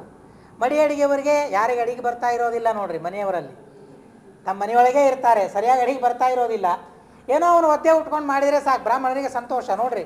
ಅಂದರೆ ನೀವು ಏನೇ ಮಾಡಿ ಹಾಕ್ರಿ ಅದು ಶುದ್ಧವಾಗಿದ್ದರೆ ಸಾಕು ಬ್ರಾಹ್ಮಣರಿಗೆ, ಹೊರತು ಅದು ಬೇಕು ಇದು ಬೇಕು ಅಂತ ಅನ್ನೋ ಚಾಪಲ್ಯ ಸರ್ವಥಾ ಇಲ್ಲ ಅನ್ನೋದಕ್ಕಾಗಿ ಅವಳು ಅಷ್ಟೆಲ್ಲ ವಿಚಾರ ಮಾಡಿ ಎಲ್ಲರಿಗೂ ಒಂದೇ ಅಡಿಗೆ, ಯಾವುದು ಎರಡು ಇಲ್ಲವೇ ಇಲ್ಲ. ಚಿಕ್ಕ ನೈವೇದ್ಯ, ದೊಡ್ಡ ನೈವೇದ್ಯ, ಮಡಿ ಮೈಲಿಗೆ, ಬಫೆಕ್ಕೊಂದು, ಇದು ಇನ್ನೊಂದಕ್ಕೊಂದು, ಇದು ಯಾವುದೂ ಇಲ್ಲವೇ ಇಲ್ಲ.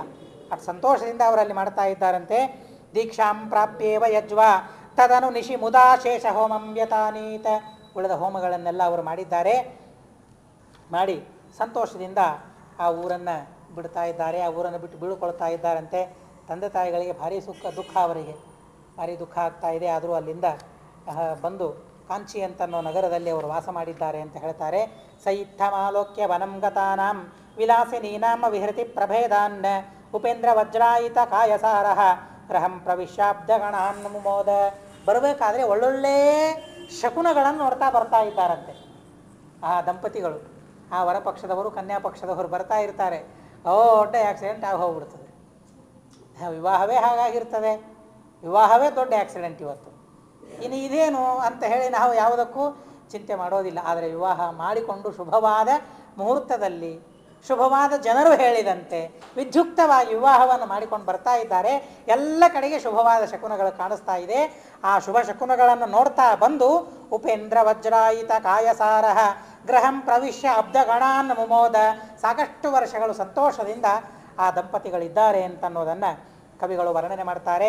ಶ್ರೀಮತ್ ಕಶ್ಯಪ ವಂಶ ವರ್ಧಿ ಶಶಿನಃ ಷಡ್ದರ್ಶನೀ ವಲ್ಲಭ ಶ್ರೀಲಕ್ಷ್ಮೀ ನರಸಿಂಹ ವಿತ್ತ ವಿದುಷಃ ಶ್ರೀ ವೆಂಕಟಾಂಬಾಮಣೌ ಜಾತೆ ನರ್ಯ ದಯಾ ಸುಧಾಮಯಗಿರ ನಾರಾಯಣೇನೋದಿತೆ ಕವ್ಯೇ ಚಾರುಣಿ ರಾಘವೇಂದ್ರ ವಿಜಯೇ ಸರ್ಗೋ ಭವತ್ ಪಂಚಮಃ. ಹೀಗೆ ಈ 5 ಸರ್ಗ, 5ನೇ ಸರ್ಗ ಕೇವಲ ವಿವಾಹ ಮಹೋತ್ಸವದ ಆ ಪ್ರಸಂಗವನ್ನು ಬಹಳ ಅದ್ಭುತವಾಗಿ ರಾಘವೇಂದ್ರ ಸ್ವಾಮಿಗಳ ವಿವಾಹ ಮಹೋತ್ಸವ, ವೆಂಕಟನಾಥಾಚಾರ್ಯರ ವಿವಾಹ ಮಹೋತ್ಸವ ಹೀಗಿತ್ತು ಅಂತ ವರ್ಣನೆ ಮಾಡಿ, ಇನ್ನು ಹೆಚ್ಚು ಮಾಡಿದರೆ ಎಲ್ಲರೆದ್ದು ಹೋಗ್ತಾರೆ, ಯಾರೂ ಓದೋದಿಲ್ಲ ಅನ್ನೋದಕ್ಕಾಗಿ ಅಲ್ಲಿಗೆ ಮುಗಿಸಿ ಈ ರಾಘವೇಂದ್ರ ವಿಜಯವನ್ನು ನಾನು ರಚನೆ ಮಾಡಿದ್ದೇನೆ, ಅವಶ್ಯವಾಗಿ ಇದನ್ನು ಪಾಠವನ್ನು ಮಾಡಿರಿ, ಇದನ್ನು ಕೇಳ್ರಿ, ಹೇಳ್ರಿ ಅಂತ ಹೇಳಿ ಸಂತೋಷಪಡ್ರಿ ಅಂತ ಅವರು ಕೇಳಿಕೊಳ್ಳುತ್ತಾರೆ. ಇತಿ ಶ್ರೀ ಕವಿಕುಲತಿಲಕೇನ ಶ್ರೀ ನಾರಾಯಣಾಚಾರ್ಯೇಣ ವಿರಚಿತೆ ಶ್ರೀ ರಾಘವೇಂದ್ರ ವಿಜಯೇ ಪಂಚಮಃ ಸರ್ಗಃ ಸಮಾಪ್ತಃ. ಅಸ್ಮದ್ಗುರುವಂತರ್ಗತ ಸಾತ್ವಿಕ ದೇವತಾಂತರ್ಗತ ಭಾರತೀಯ ರಮಣ